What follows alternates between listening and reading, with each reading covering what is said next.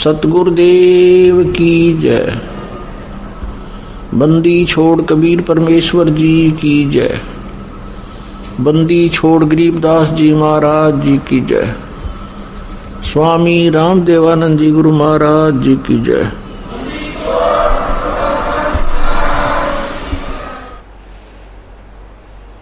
परमपिता परमात्मा सारी सृष्टि के रचनहार कुल मालिक कबीर परमेश्वर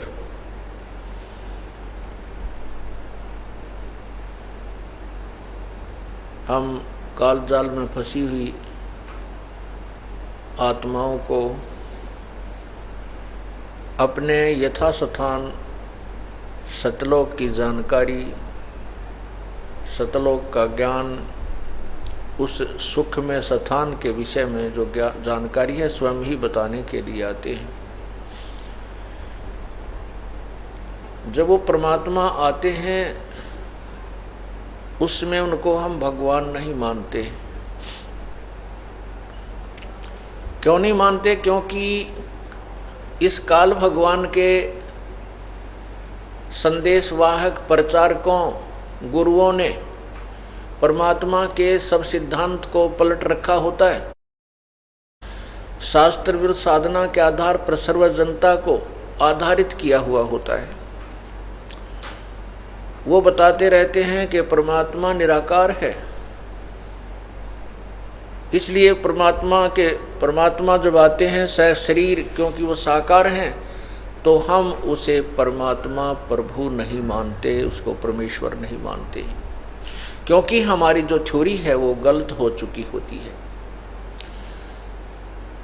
आज जितने भी विद्वान हैं, ऋषि महर्षि हुए हैं, या वर्तमान के जितने भी पंथ प्रवर्तक हैं और उसके अनुयायी हैं, वर्तमान में जितने भी संत हैं और उनके अनुयायी हैं, किसी से पूछ लो जो सतलोक की महिमा भी गाते हैं और सतलोक में जाने के लिए प्रेरित भी करते हैं कबीर परमेश्वर के सुने सुनाए ज्ञान के आधार पर,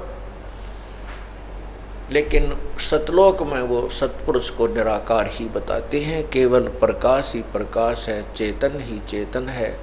वहाँ आत्मा परमात्मा में ऐसे मिल जाती है जैसे समुद्र में बूंद मिल जाती है। अरे बोले व्यक्तियों, कोई किसी को कहे कि समुद्र में डूब के मर जाओ, किसी का इंटरेस्ट बनेगा? कभी नहीं बनेगा। और ये ऐसा कहना भी मूर्खता है, अर्थात शराबी या कोई नशेड़ी व्यक्ति ही ऐसी स्टेटमेंट दे सकता है, और उसको स्वीकार करने वाले भी नशेड़ी ही हो सकते हैं, नशे में ही हो सकते हैं, नहीं कौन डूब कर मरे। तो सतलोक में परमात्मा साकार है, आत्मा भी साकार है, अर्थात ये वहाँ जाकर के मानव सदृश शरीर इस जीवात्मा का है, मानव सदृश शरीर भगवान का है, सत्पुरुष का है। अंतर इतना है, दोनों का मटेरियल भी एक जैसा है, शरीर का मटेरियल भी एक जैसा, लेकिन इतना अंतर है, परमात्मा का जो प्रकाश है वो अत्यधिक है, और इस जीवात्मा का वहाँ जो शरीर बनता है उसका प्रकाश 16 सूर्यों जितना है, 16 सूर्यों जितना है। और परमात्मा का एक रोमकूप का सतलोक में प्रकाश जो है करोड़ सूर्य करोड़ चांद मिला दे पर उसमें गर्मी ना हो, ऐसी रोशनी एक रोमकूप की है। ये सतलोक की महिमा बताने वाले ये पंथ कबीर परमेश्वर के उस शब्द का भी गुणगान करते हैं। उसी के आधार पर पंथ चला है इन्होंने कि कर नैनो दीदार महल में प्यारा है, कर नैनो दीदार महल में प्यारा है। देखो, प्रारंभ में परमात्मा कहता है कि आँखों से उस परमात्मा के दर्शन करो, वो शरीर में भगवान है, शरीर बिन सशरीर भगवान है। महल कौन से महल में? सतलोक में, अपने श्वेत गुम्बज में विराजमान है। आपको एक शब्द सुनाता हूँ जिसके ऊपर पूरा एक पंथ चल रहा है, और उसकी और भी बहुत सी शाखाएं जिसमें कई करोड़ों की संख्या में अनुयायी अपना जीवन नष्ट कर रहे हैं, मानव जीवन बर्बाद कर रहे हैं। क्या बताया है परमात्मा परमेश्वर कबीर साहब की वाणी है, अमृत वाणी, सवसम वाणी से सवसम वेद का ये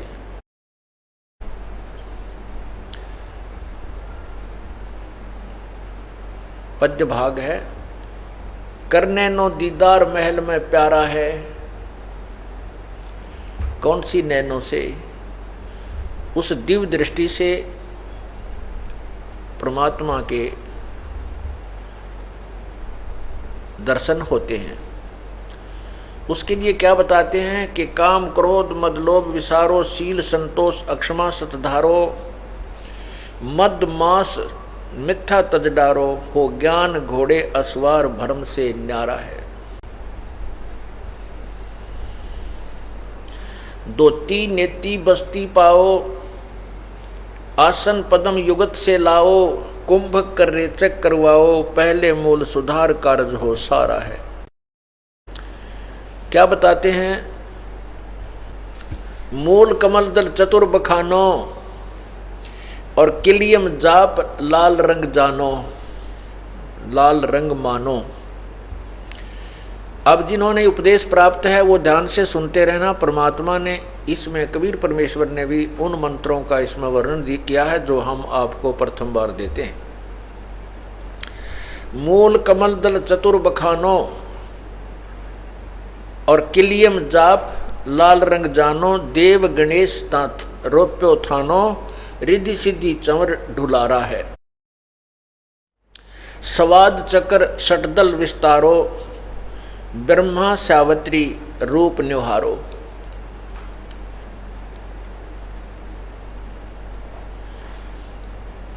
उल्ट नागनी का सिर मारो, तहां शब्द ओंकारा है। नाभि कमल, नाभि अष्ट कमल दल साजा, श्वेत सिंहासन विष्णु विराजा।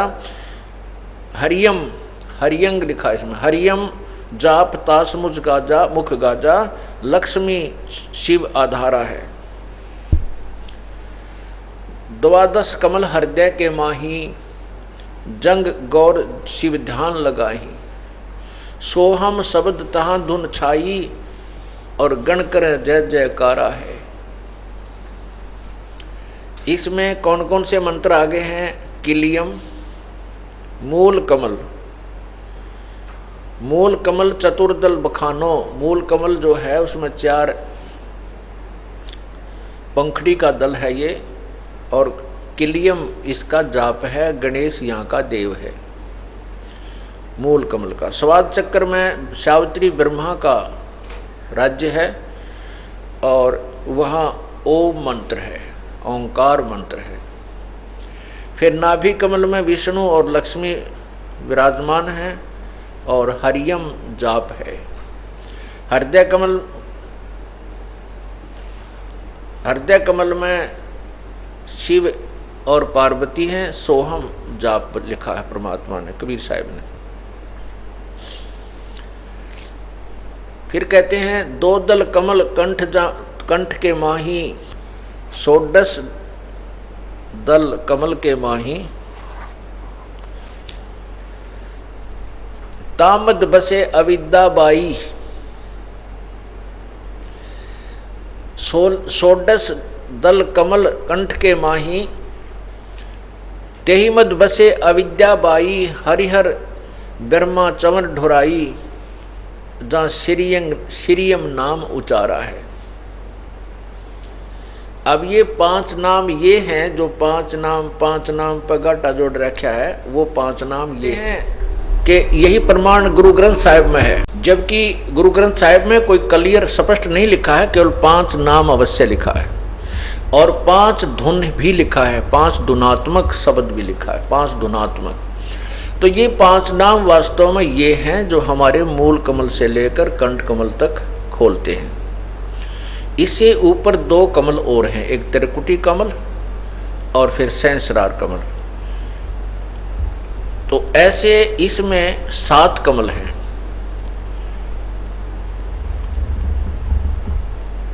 तो हम जो प्रसंग चल रहा है कि ये 5 नाम की कमाई हम करेंगे तो हम कंठ कमल तक बरी हो जाएंगे, फरी हो जाएंगे, हम ऋण मुक्त हो जाएंगे और ये देवता हमें रोकेंगे नहीं, क्योंकि इनका जो कर्ज होगा, जो ऋण होगा, वो लोन हम चुका देंगे इन मंत्रों से।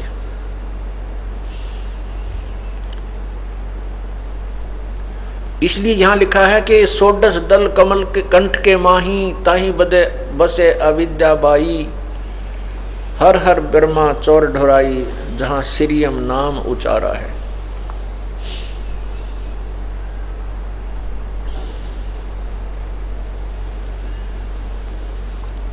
फिर लिखा कि ता पर कंज कमल है भाई, बग भंवर दो रूप लखाई, निज मन करता जहां वहां ठकुराई, सो नैनन पिछुआरा है।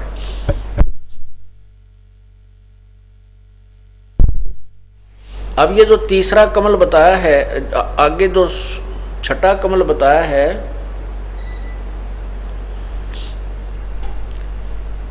इसके विषय में लिखा है कि इसको कुंज कमल भी कहते हैं, कुंज कमल, इसको त्रिकुटी कमल भी कहते हैं। अब किसी से पूछिए, कहते हैं त्रिकुटी यहां पर है, यहां बताते हैं नहीं, इन नैनों के पीछे, ये दोनों नैन जो इन नैनों के पीछे यहाँ, क्योंकि ये बैक बोन से संबंधित हैं हमारी ये सारी कमलें, रीढ़ की हड्डी के साथ साथ पैरेलल आ रही हैं ऊपर ऊपर, तो यहाँ आकर के ये यहाँ नहीं है, इन आँखों के पीछे बैक साइड में है, इस खोपड़ी में पाछे ने, वहाँ पर सफ़ेद और काले कलर का दो पंखुड़ियों का कमल है, इसको त्रिकुटी कमल कहते हैं। इसके आगे सेंसरार कमल है।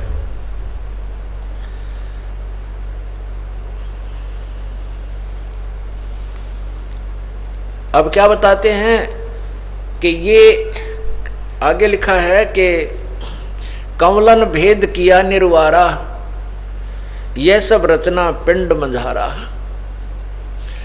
सत्संग कर सतगुर सिर धारा, वहां सतनाम उचारा है। ओए होए,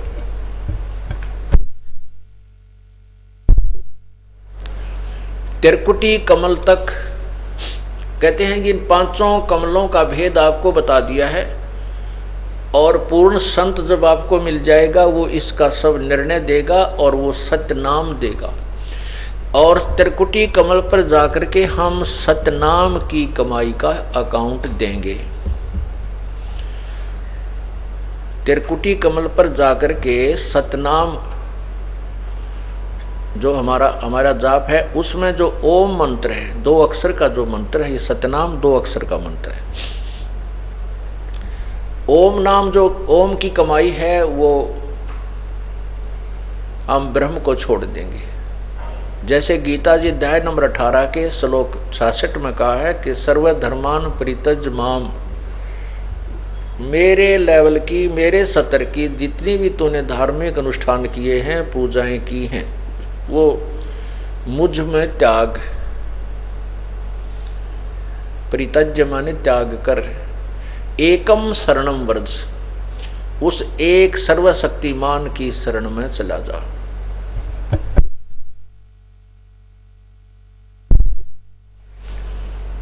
अहम तवा सर्व पापेभ्या मोक्षामि मासुच, मैं तुझे सब पाप कर्मों से मुक्त कर दूंगा, तू चिंता मत कर।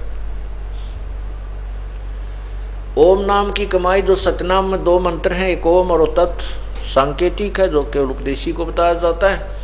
ओम नाम के जाप की कमाई हम त्रिकुटी पर इस काल भगवान को दे देंगे, फिर ये हमें आगे जाने देगा। और जो तत् मंत्र है सतनाम में, ओम और तत्, तत् ये सांकेतिक है, इस तत् नाम की कमाई हमारे को परब्रह्म के लोकों से पार करेगी, परब्रह्म के लोक से पार करेगी, क्योंकि हमने उसके लोक के अंदर से जाना है।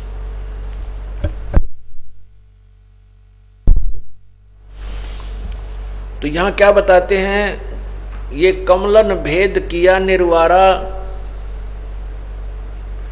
ये सब रचना पिंड मंझारा, ये सब इस शरीर, पिंड माने शरीर के अंदर है,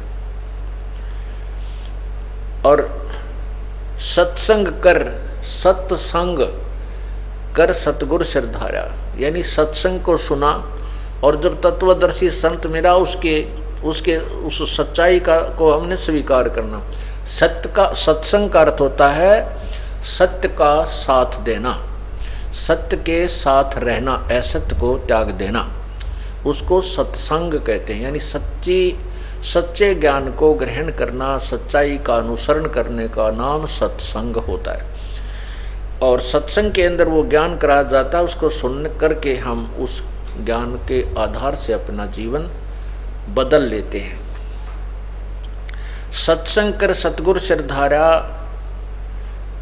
वहां सतनाम उचारा है, वह सतनाम उचारा है। अब क्या बताते हैं, आंख कान मुख बंद कराओ, अनहद झिंगा शब्द सुनाओ, दोनों तिल एक तार मिलाओ, तब देखो गुलजारा है।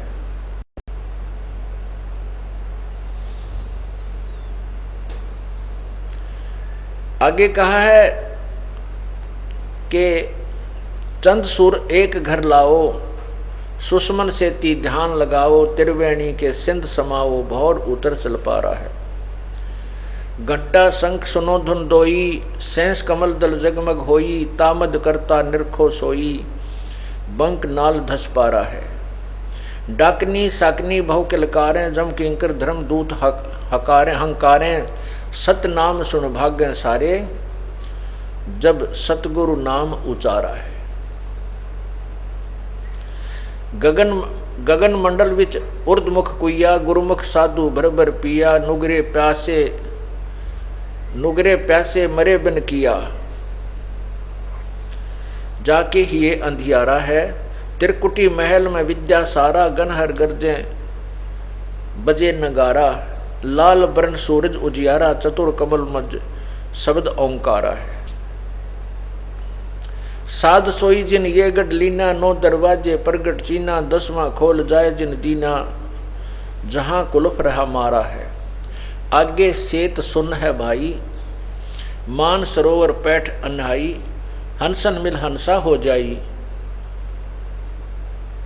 और मिले जो अमी आहारा है। किंगरी सारंग बजे सितारा, अक्सर ब्रह्म सुन दरबारा, द्वादश भानु हंस उजियारा, सटदल कमल मंझार शब्द निरंकारा, महासुन सिंध विस्मी घाटी, बिन सतगुर पावै नहीं बाटी, व्याघ्र सिंह सर्प बहु काटी, और तहां सहज अचिंत पसारा है। सटदल अष्टदल कमल पार ब्रह्म भाई, दहने द्वादश अचिंत रहाई, बामें 10 दल सहज समाई, यों कमलन निर्वारा है। कहते हैं 5 ब्रह्म और 5 अंड बीनो, 5 ब्रह्मनी अक्षर चीनो, 4 मुकाम गुप्त तह कीनो, जामद बंदीवान दरबारा है। 2 पर्वत के मध्य छंद निहारो, बहर गुफा संत पुकारो, हंसा करते केल अपारो, तहाँ गुरुवन दरबारा है। सहज 88 दीप रचाए, हीरे पन्ने महल जड़ाए, मुरली बजत अखंड सदाए, तहाँ सोहम झनकारा है। सोहम हद तजी जब भाई, सतलोक की हद पुन आई, उठत सुगंध महा अधिकाई, जाको वार न पारा है। षोडश भानु हंस को रूपा, पहले बताया है 12 सूर्य के तुल्य, और अब बताए हैं वो पहले की सतिथि है। अब बताते हैं षोडश भानु हंस को रूपा, बीना सतधुन बजे अनूपा, हंसा करत चंवर सिर भूपा, हंसा करत चंवर सिर भूपा, सत्य पुरुष दरबारा है। अब क्या यहाँ जो दास आपको लाना चाहता था, अब इसको इतना ही बताना चाहेंगे कि यहाँ षोडश भानु हंस को रूपा, सतलोक में ये जीवात्मा हंस हो जाती है। हंस उसे कहते हैं जो दूध और पानी छान लेता है। हंस एक पक्षी होता है और उसमें एक क्वालिटी होती है, गुण होता है कि यदि वो किसी सरोवर तालाब पर है तो मच्छी नहीं खाएगा चाहे भूखा मर जाए, वो कीड़े मकोड़े नहीं खाएगा, वो घोंघे नहीं खाता, वो केवल मोती खाता है। और उस जैसा ही एक बुगला होता है, सेम टू सेम, और वो बुगला वहाँ पर मच्छी खाता है, ये पहचान होती है हंस और बुगले की। मनुष्य सभी हैं, लेकिन जो हंस अर्थात भक्त हैं वो बीड़ी शराब मांस तम्बाकू चोरी ठगी आदि रूप हैं, ये घोंघे नहीं खाते, ये कीड़े मकोड़े नहीं खाते, ये केवल राम नाम के मोती खाते हैं। और हंस उसे कहते हैं, हंस के सामने दूध में पानी डालकर रख दीजिए, उसमें ऐसा गुण है कि वो चोंच डबोते ही दूध अलग हो जाएगा और पानी को वो चूसता, दूध को पी जाएगा और जल को छोड़ देता है, बिल्कुल क्लियर कर देता है, उसको हंस कहते हैं। ऐसे ही वो पुण्यात्मा जो सभी बुराइयों से दूर होकर के सतलोक पहुंच जाते हैं, उनको हंस आत्मा कहा जाता है। तो वहां जाकर के इस आत्मा का मनुष्य जैसा शरीर है और 16 भानु 16 सूर्य जैसा इसका तेज रूप हो जाता है, प्रकाश हो जाता है। 16 भानु हंस को रूपा और बीना सद्गुण बजे अनूपा, हंसा करत चंवर सिर भूपा। ओए होए, कहते वहां जाकर के उस भूप यानी भगवान, उस भूप माने राजा, उस राजा के ऊपर, अपने सतलोक के मालिक के ऊपर, सतपुरुष के ऊपर ये यहाँ से गए हुए हंस भक्त या आत्मा चंवर करते हैं। अब चंवर किस पे करते हैं? साकार पे साकार चंवर करता है, निराकार पे चंवर, और निराकार करेगा क्या?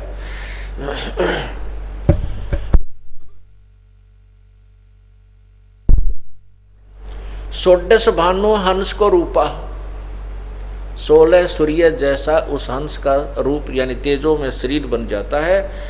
और बीना सतदुन बजे अनूपा, हंस करत चंवर सिर भूपा, हंस वो पुण्यात्मा वहाँ गई हुई अपने भगवान के ऊपर चंवर करती हैं। और ये वो सतपुरुष दरबारा है, सतलोक में सतपुरुष का दरबार है, उसका जो है ना स्थान है। कोटिन भानु उदय जो होई, करोड़ सूर्य उदय हो जा, एते ही पुन चंद्र खिलोई, इतने ही चंद्रमाओं की रोशनी दोनों को मिला दे। सत्य पुरुष रोम सम एक न हुई, ऐसा पुरुष दीदारा है। ओए होए, ऐसा उस भगवान सतपुरुष के दर्शन है कि एक रोमकूप की रोशनी करोड़ों सूर्य और करोड़ों चंद्रमा की रोशनी मिला दे, उनके एक रोमकूप के सामने के प्रकाश के तुल्य भी नहीं है, कम ही रह जाती है। ऐसा परमेश्वर के दर्शन है। दीदार माने दर्शन, निराकार के दर्शन नहीं होते।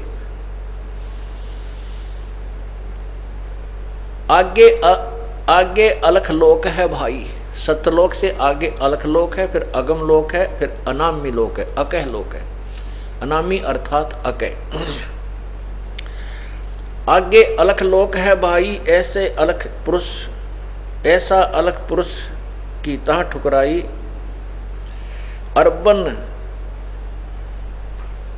अर्बन सूर रोम सम नाही, ऐसा अलख दीदारा है।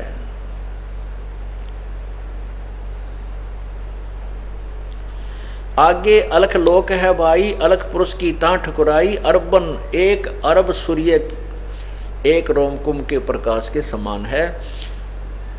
एक रोमकुंभ का प्रकाश जो है अरब सूर्यों के तुल्य समान है उस अलख पुरुष की। ऐसा अलख निहारा है, देखा है, निहारा माने देखा है। ऐसा अलख देखा है, अलख जो यहाँ से कोई नहीं देख सकता, परमात्मा कबीर साहब कहते हैं ऐसा अलख निहारा है। ता पर अगम महल एक साजा, उस अलख से ऊपर एक अगम लोक है। अगम पुरुष ताही को राजा, उसमें अगम पुरुष का शासन है, वहाँ का मालिक है। और खरबन सूर रोम एक लाजा, ऐसा अगम अपारा है। खरब सूर्य उसके एक रोमकूप के प्रकाश के सामने फीके पड़ जाते हैं, ऐसा वो अगम पुरुष का अपार तेजो में शरीर है। ता पर अकय लोक है भाई, यानी सतलोक से ऊपर जो चौथा लोक है। तापर अकय लोक है भाई, उसको अकय लोक भी कहते हैं, अनामी लोक भी कहते हैं। और पुरुष अनामी तहाँ रहाई, अनामी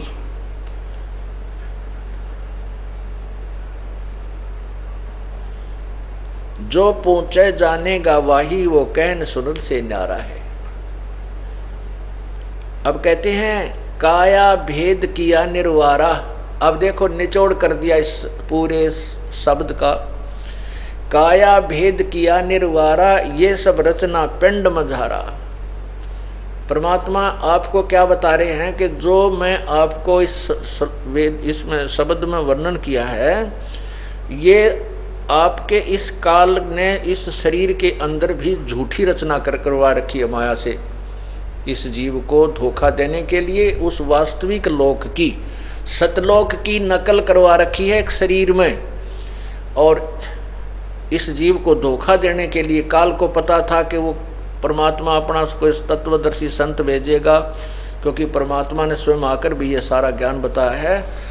तो उससे पहले ही उसने झूठे लोक यहाँ बना दिए। ब्रह्मलोक के अंदर नकली सतलोक, अलखलोक, अगमलोक और अनामी लोक की रचना करवा रखी है। क्योंकि परमात्मा ने आके सब वर्णन किए थे, और फिर साथ में इस शब्द के अंदर ये निर्णय देना अति आवश्यक था कि ये सारा कुछ जो मैंने बताया ये है तो सतलोक में, लेकिन इस काल ने अपनी माया के द्वारा, दुर्गा के द्वारा यहाँ पर नकली एक झूठे उसी की नकल बना रखी है जीव को धोखा देने के लिए। क्या लिखा है? काया भेद किया निर्वारा, ये सब रचना पिंड मजारा। माया अवगत जाल पसारा, सो कारीगर बार्या है। आज माया कीनी चतुराई, झूठी बाजी पिंड दिखाई। वह झूठी बाजी, झूठी नकल इस शरीर में बना दी।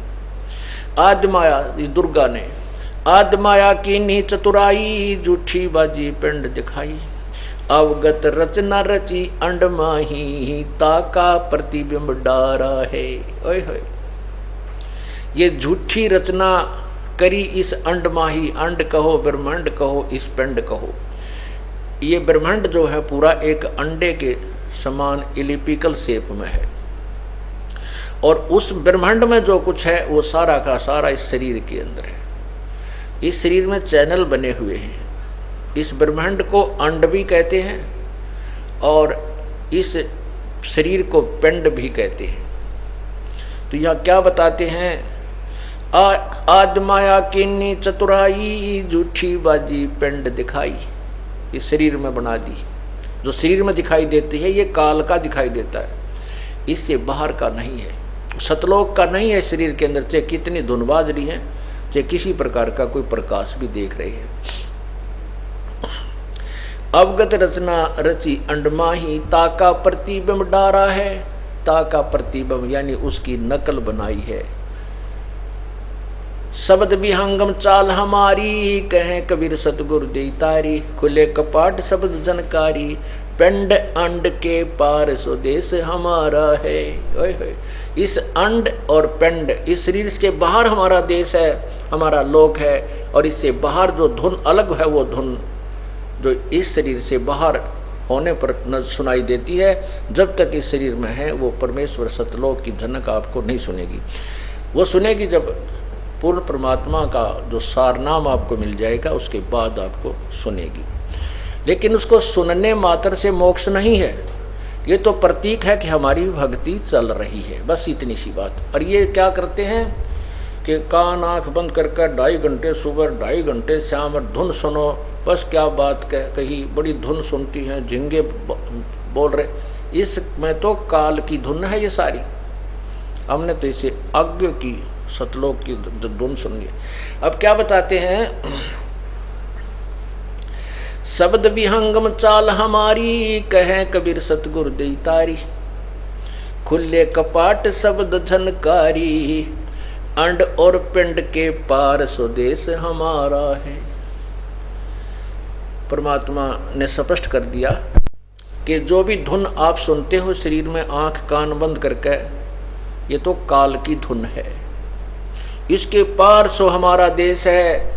उसके विषय में कहते हैं, कोई है रे परले पार का, जो भेद कहे झनकार का। कोई है रे परले पार का, जो भेद कहे झनकार का। परले पार माने सतलोक से कोई आया हुआ, वो बताओ, फिर हम बताएंगे हाँ ये धुन सही बता रहा है। कोई है रे परले पार का, जो भेद कहे झनकार का। अब क्या गिनवाते हैं, वारही गोरख वारही दत्त, वारही धरु प्रहलाद अर्थ, वारही सुखदेव वारही व्यास, वारही पाराशर प्रकाश, वारही दुर्वासा दरवेश, वारही नारद सारद शेष। वार माने उर्ली साइड में, वारही उर्ली तरफ है।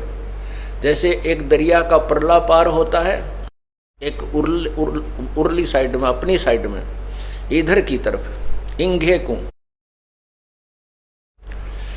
कहते हैं। वारही गोरख वारही दत्त, वारही गोरख, उर्ली साइड भी गोरख जी भी कितने बड़े सिद्ध पुरुष थे तो भी वार हैं, और दत्त दत्तात्रेय जी ये भी वार ही हैं।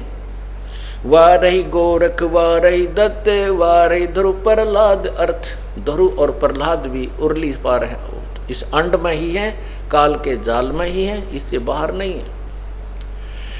वारही गोरख वारही दत्त, वारही ध्रुव प्रहलाद अर्थ, वारही गो सुखदेव वारही व्यास, वारही पाराशर प्रकाश, वारही दुर्वासा दरवेश, वारही नारद सारद शेष, वारही भरतरी गोपी चंद, वारही सनक सनंदन बंद, वारही ब्रह्मा वारही इंद, वारही शेष कला गोविंद।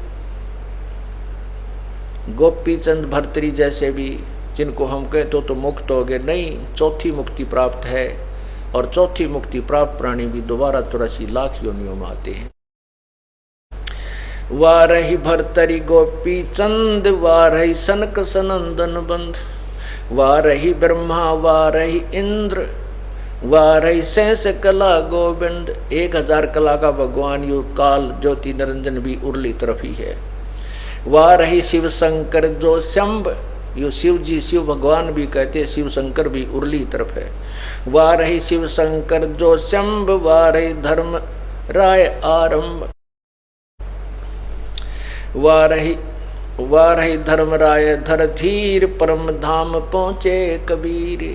परम धाम यानी परली तरफ तो केवल एक कबीर साहब पहुँचे, और या उन्हीं के अनुयायी जो जिनको उन्होंने नाम दिया वो गए।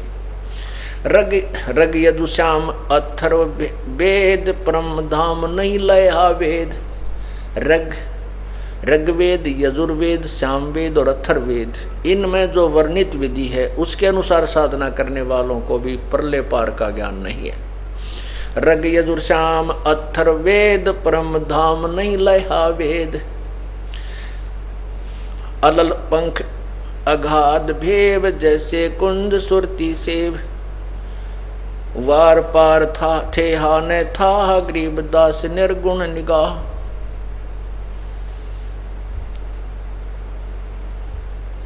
अब क्या बताया है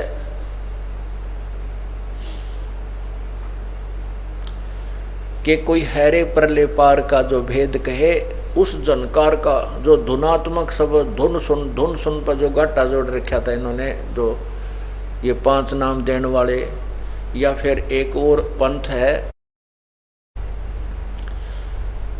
जो कहता हंस का उल्टा कर ले, हंस शब्द को उल्टा कर ले तो सोहम बन जाता है।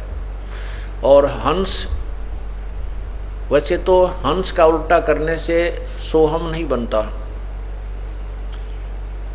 और वो कहते हंस जीव को कहते हैं, और जीव का जीव ही जाप कर रहा है, और सोहम शब्द के सोहम बना लिया उन्होंने, क्योंकि सोहम शब्द तो किसी शास्त्र में है ही नहीं, कबीर परमेश्वर ने आके बताया है।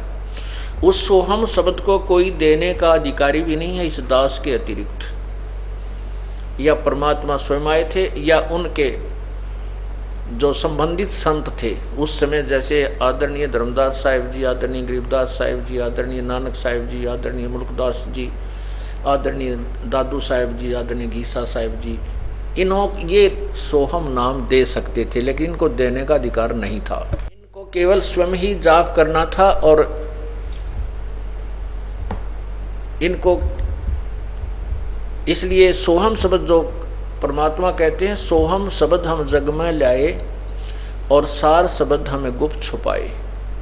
नामा छिपा ओम तारी, पीछे सोहम भेद बिचारी, और सार शब्द पाया जद लोई, आवा गवन बहुड़ ना हुई।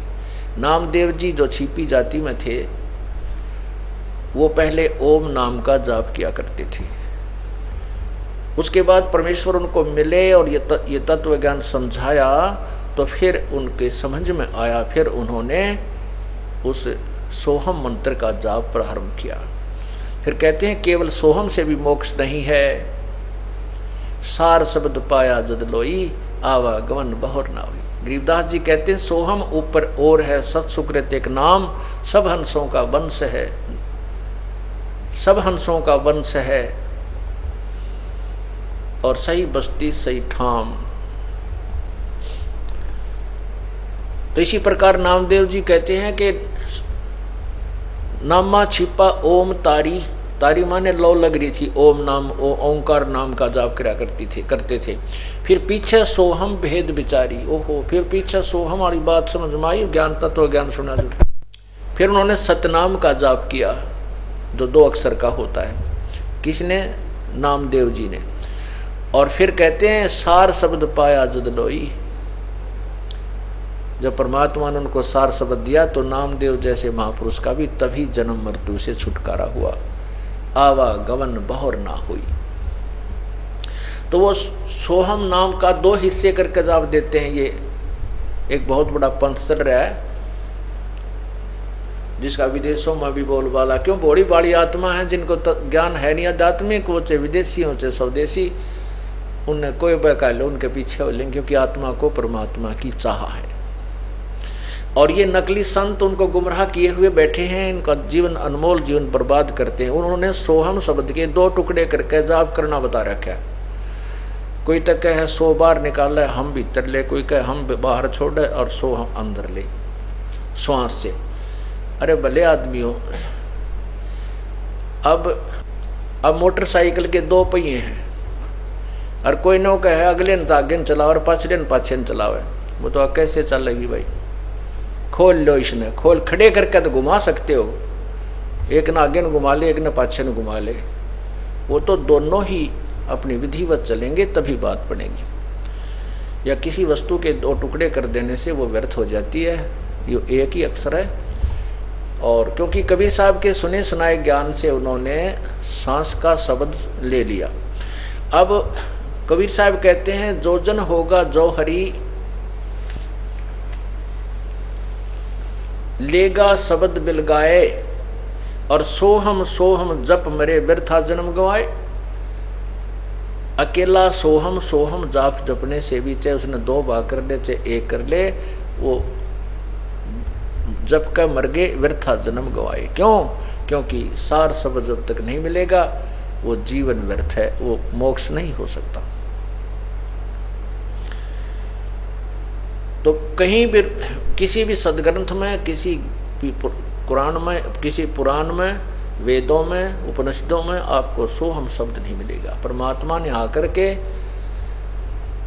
ये मंत्र यहाँ प्रकट किया है और सार नाम सार शब्द अभी छुपा रखे हैं, वो अब इस समय प्रकट करने हैं। ये समय निर्धारित था प्रभु का, ना हमारे जैसे तुच्छबुद्धि जीव को कहाँ ये ऐसे निर्मल ज्ञान की जानकारी होनी थी। प्रभु ने वो अपनी शक्ति से, अपने रिमोट से और अपने ही कंप्यूटर से हमारे कंप्यूटर में जो है ना तत्व ज्ञान फीड कर दिया, और उन्हीं की कृपा से ये आपके समक्ष प्रकट हो रहा कबीर परमेश्वर की रजा से। और ये समय था निर्धारित है, पहले से लिखा परमात्मा ने अपनी वाणी में कि एक समय ऐसा आएगा कि पूरी पृथ्वी पर मेरा ही ज्ञान होगा। धर्मदास जी से कहा है पूरी पृथ्वी पर एक मेरा ही ज्ञान होगा, मेरा ही नाम होगा, और एक ही भगवान की पूजा पूरी पृथ्वी पर चलेगी जो भक्ति करेंगे। जो नहीं करते हैं वो ना करेंगे, वो अलग बात है। अगर यदि कोई परमात्मा चाहता है तो साधना यही करेगा और नहीं कर सकता इस ज्ञान को सुनने के उपरांत। पूरे विश्व में एक ही भक्ति, एक ही परमात्मा की साधना होगी और ये माया की दौड़ समाप्त हो जाएगी। माया की होड़ जो लगी है लूट ले। अब जैसे हम क्यों दुखी हैं, जो इस तत्व ज्ञान को समझकर भक्ति पर लग गए हैं। हम चाहते हैं ज़्यादा से मैं भगवान के चरणों में लगाएं, उसकी साधना करें, उसके भक्ति करें और भाई संसारिक धंधे में हमें कम करना पड़े संसारिक धंधा। अब जैसे हम बच्चों की शादी करते हैं, अब ठीक है हमारा पुत्र है, पुत्र का विवाह तो हम अपने हिसाब से कर सकते हैं। उसको कहेंगे भी हमने कोई दहेज नहीं लेना, अपनी एक बेटी दे दो और एक उसका सूट दे दो, अर्थात एक दो चार कपड़े देना चाहो अपनी बेटी को दे दो, हमने जरूरत नहीं है।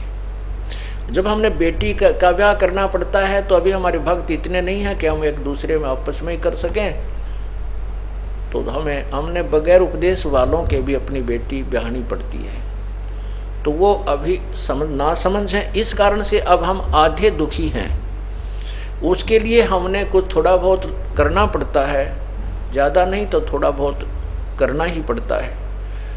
तो इस प्रकार हम अभी इसलिए दुखी है। फिर हम चाहते हैं कि केवल हमारा इतना मकान बने कि गुजारा हो जाए।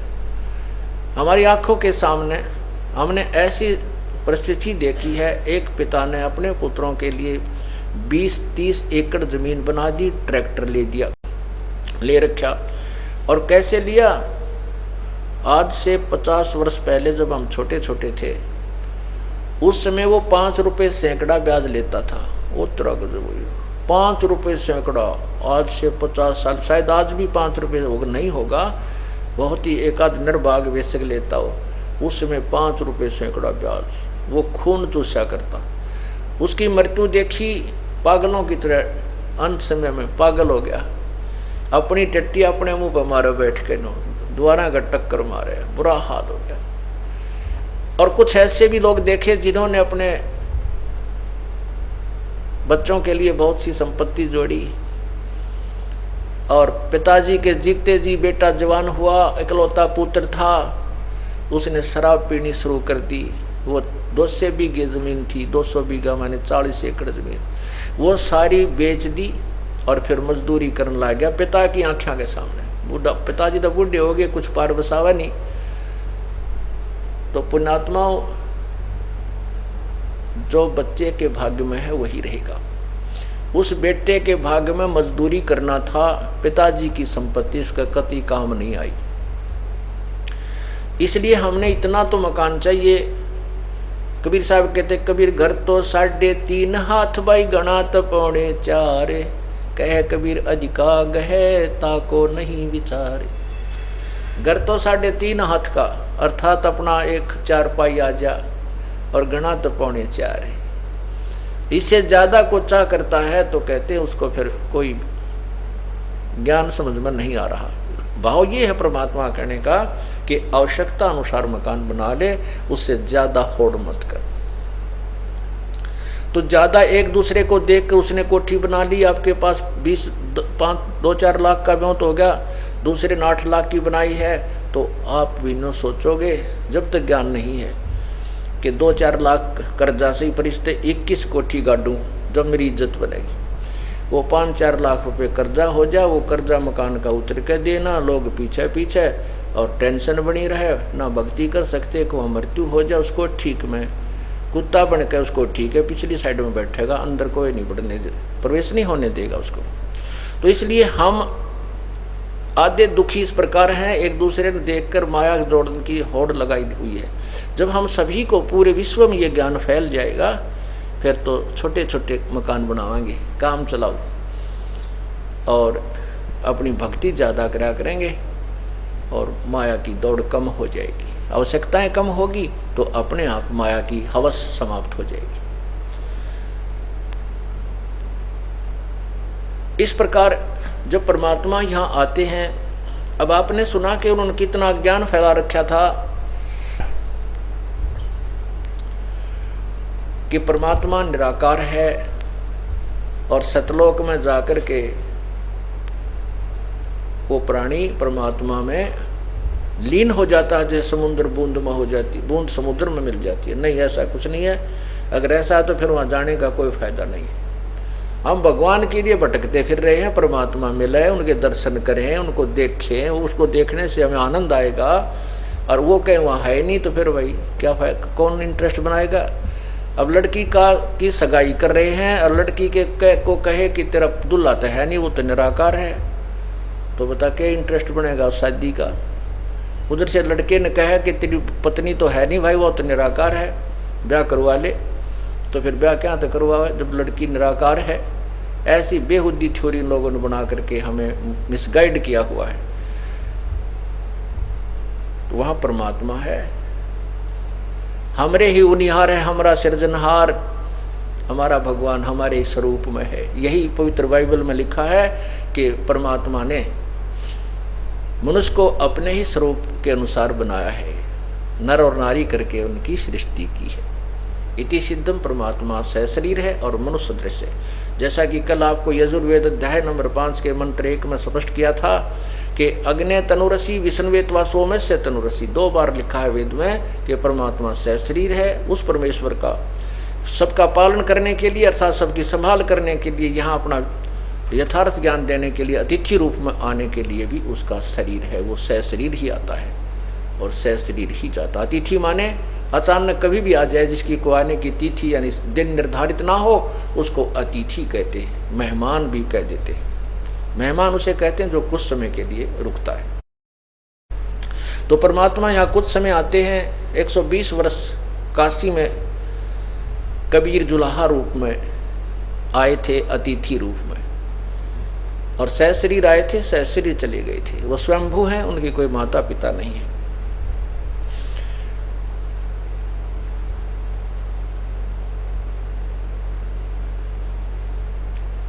परमात्मा अपनी वाणी में सौसम वेद में स्वयं स्पष्ट कर रहे हैं।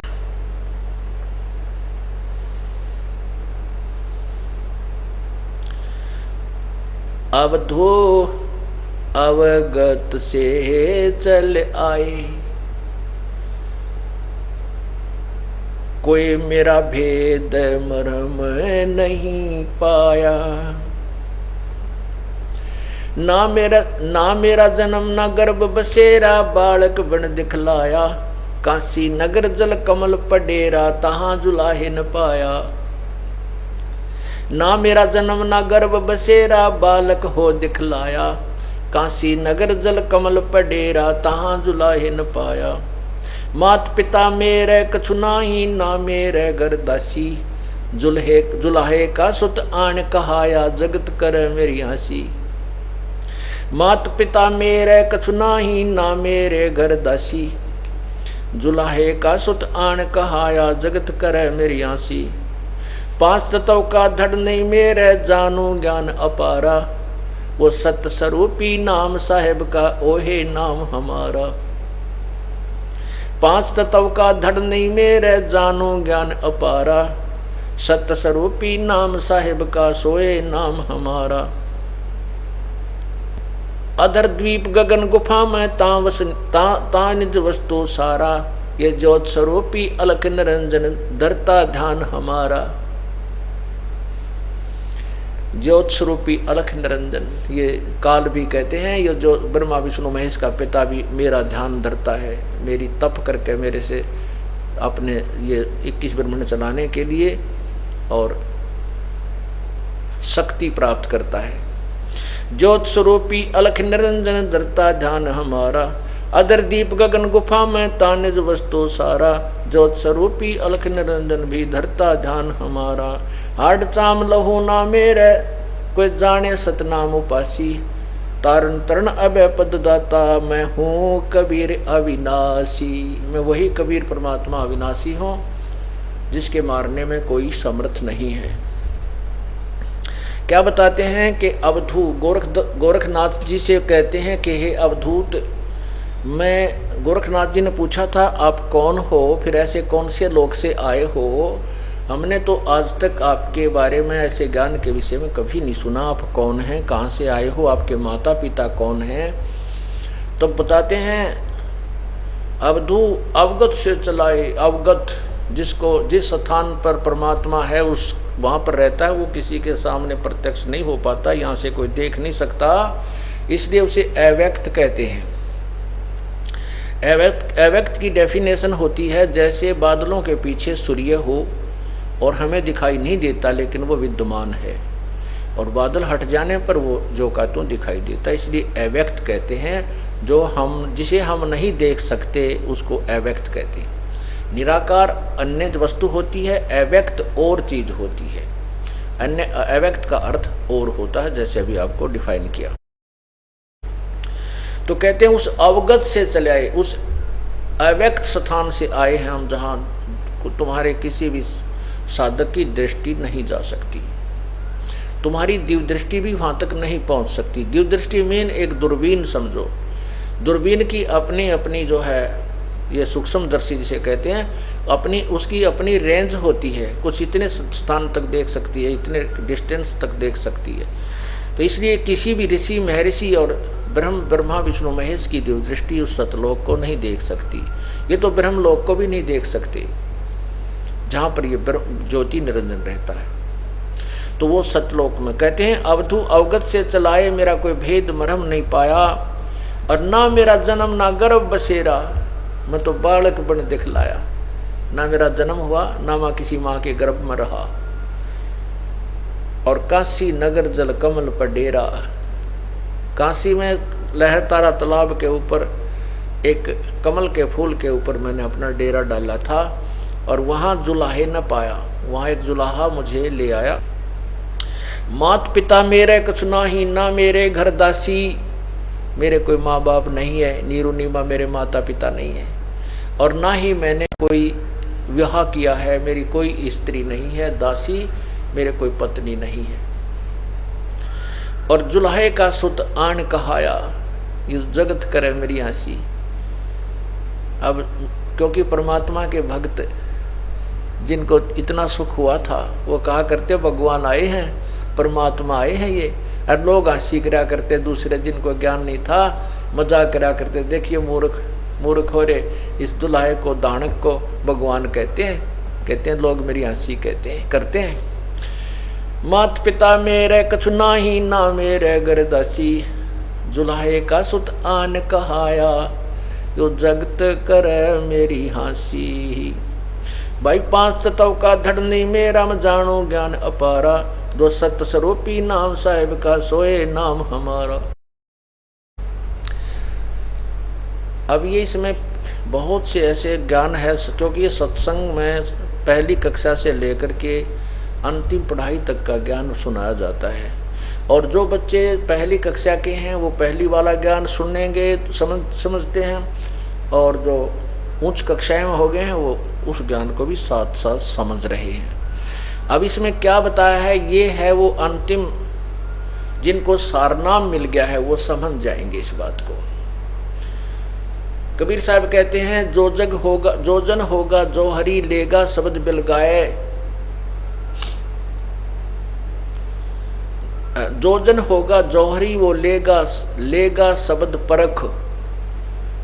जो आपको सारनाम दिया जाएगा, जो उस समय दिया जाता है जब आप काफ़ी बुद्धिमान हो जाते हो, उस ज्ञान को समझ जाते हो, और तभी वो नाम आपको नाम जचता है, वो सारनाम आपको सारनाम ही महसूस होता है। अन्यथा वो आप उसके ऊपर रुक नहीं सकते, उस नाम को नाम नहीं, वो सारनाम मान नहीं सकते, ऐसा नाम है। कहते हैं जोजन होगा जौहरी लेगा शब्द परख, और कहते हैं यो सार नाम मेरा आदि का, और सुन मत जाइयो सरक। ये जो नाम सार नाम आपको दिया जाता है वो मेरा वही वास्तविक नाम है, इसको सुनकर सरक मत जाना, डगमग मत हो जाना। जो जन होगा जौहरी लेगा नाम परख, वो परख लेगा उस नाम को, कहा वह सही है, ये तो गुरुजी ने तो दिया है, सच यही है। और ये कहते हैं यही नाम मेरा आदि का, और सुन के मत जाइयो सरक, कहते डगमग हो जाओ, यो किसा सारना हो, यो क्यों यो ऐसा हुआ कर सारना हो, ऐसे मत सोचना। कहते हैं ये मेरा नाम आदि का है। तो यहाँ क्या कहते हैं, सत्य स्वरूपी 5 तत्व का धरनी मेरा, जानो ज्ञान अपारा, जो सत्य स्वरूपी नाम साहिब का सोए नाम हमारा। अधर द्वीप गगन गुफा में तानिज वस्तु सारा, वो ज्योत स्वरूपी अलख निरंजन भी धरता ध्यान हमारा। अब आपको दिखाते हैं कि ज्योति निरंजन भी उसी परमात्मा का ध्यान धरता है, और साथ में ये ब्रह्मा विष्णु महेश भी उसी तरह उस काल के भ्रमित किए हुए ये तप करते रहते हैं। जैसा कल शाम के समय आपको बताया था कि विष्णु जी कह रहे हैं कि मैं अधिकतर समय तप करता हूँ, तो तुम साधना करते हो तो किसका ध्यान लगाते हो? अब सारे भ्रमित हैं। अब आपको दिखाते हैं, एक ना भूला दो ना भूली, भूली सब संसारी, मेरे साधो भाई मैंने सब जग भूला पाया, इसी भूल में ब्रह्मा भूला, इसी भूल में विष्णु शिव जी, ये सारे कहते हैं वो ज्ञान ही नहीं, हुआ बाई का बोलते रहते हैं, क्योंकि तत्व ज्ञान से अपरिचित है। ये दास नहीं कह रहा, परमात्मा कबीर जी कह रहे हैं, और कबीर जी का प्रमाण ये अपने सदग्रंथ देवी भागवत महापुराण भी कर रही है। इसको देखिए, यह है श्रीमद् देवी भागवत,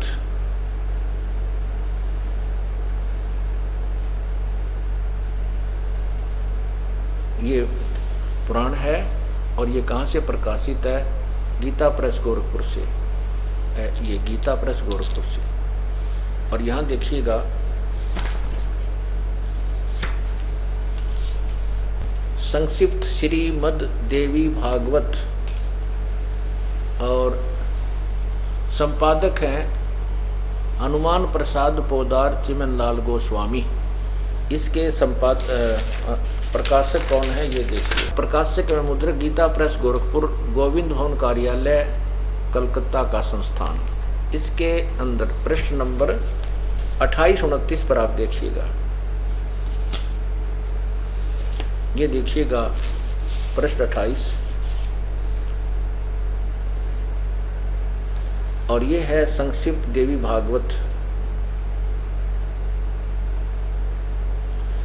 और ये है पहला स्कंद।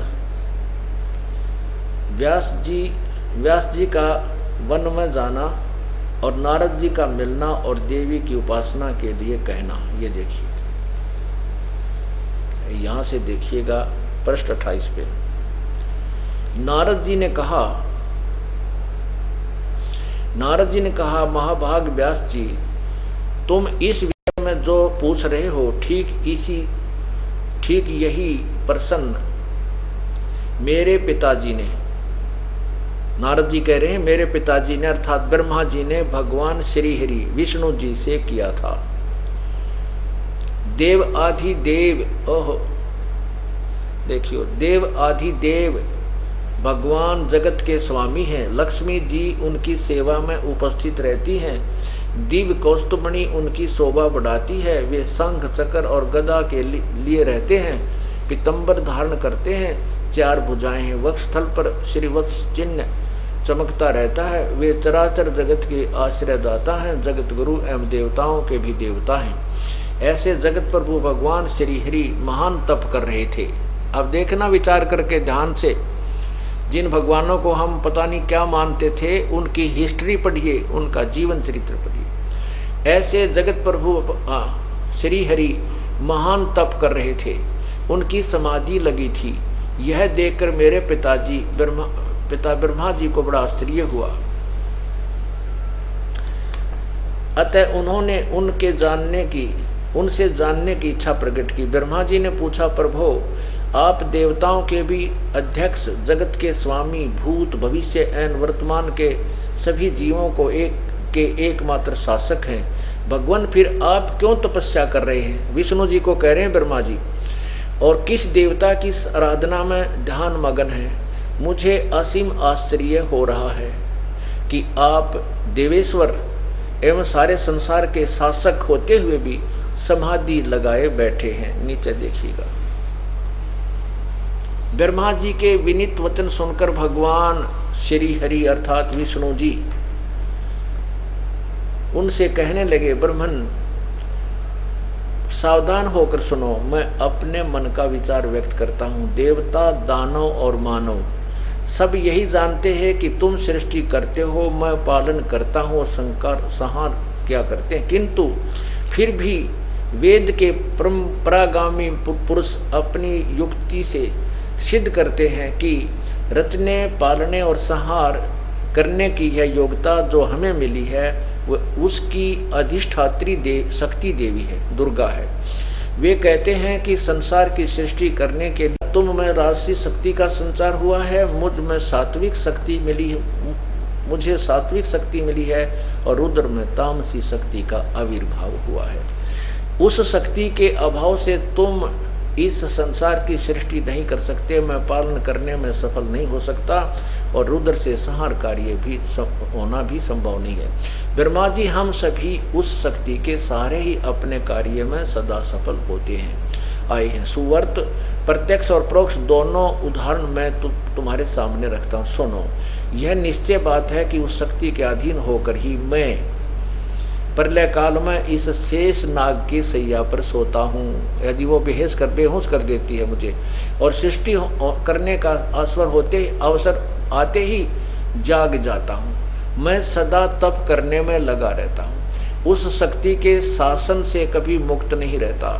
कभी अवसर मिला तो लक्ष्मी के साथ सुख पूर्वक समय बिताने का सौभाग्य प्राप्त होता है। मैं कभी तो दानवों के साथ युद्ध करता हूँ।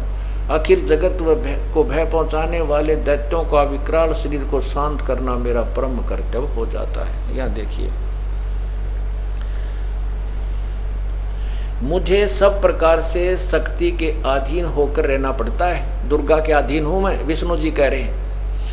उन्हीं भगवती शक्ति का मैं निरंतर ध्यान किया करता हूँ, मैं उसी की पूजा करता हूँ। ब्रह्मा जी, मेरी जानकारी में इन भगवती शक्ति से बढ़कर दूसरे कोई देवता नहीं है, कोई भगवान नहीं है। तेरा गजब हो।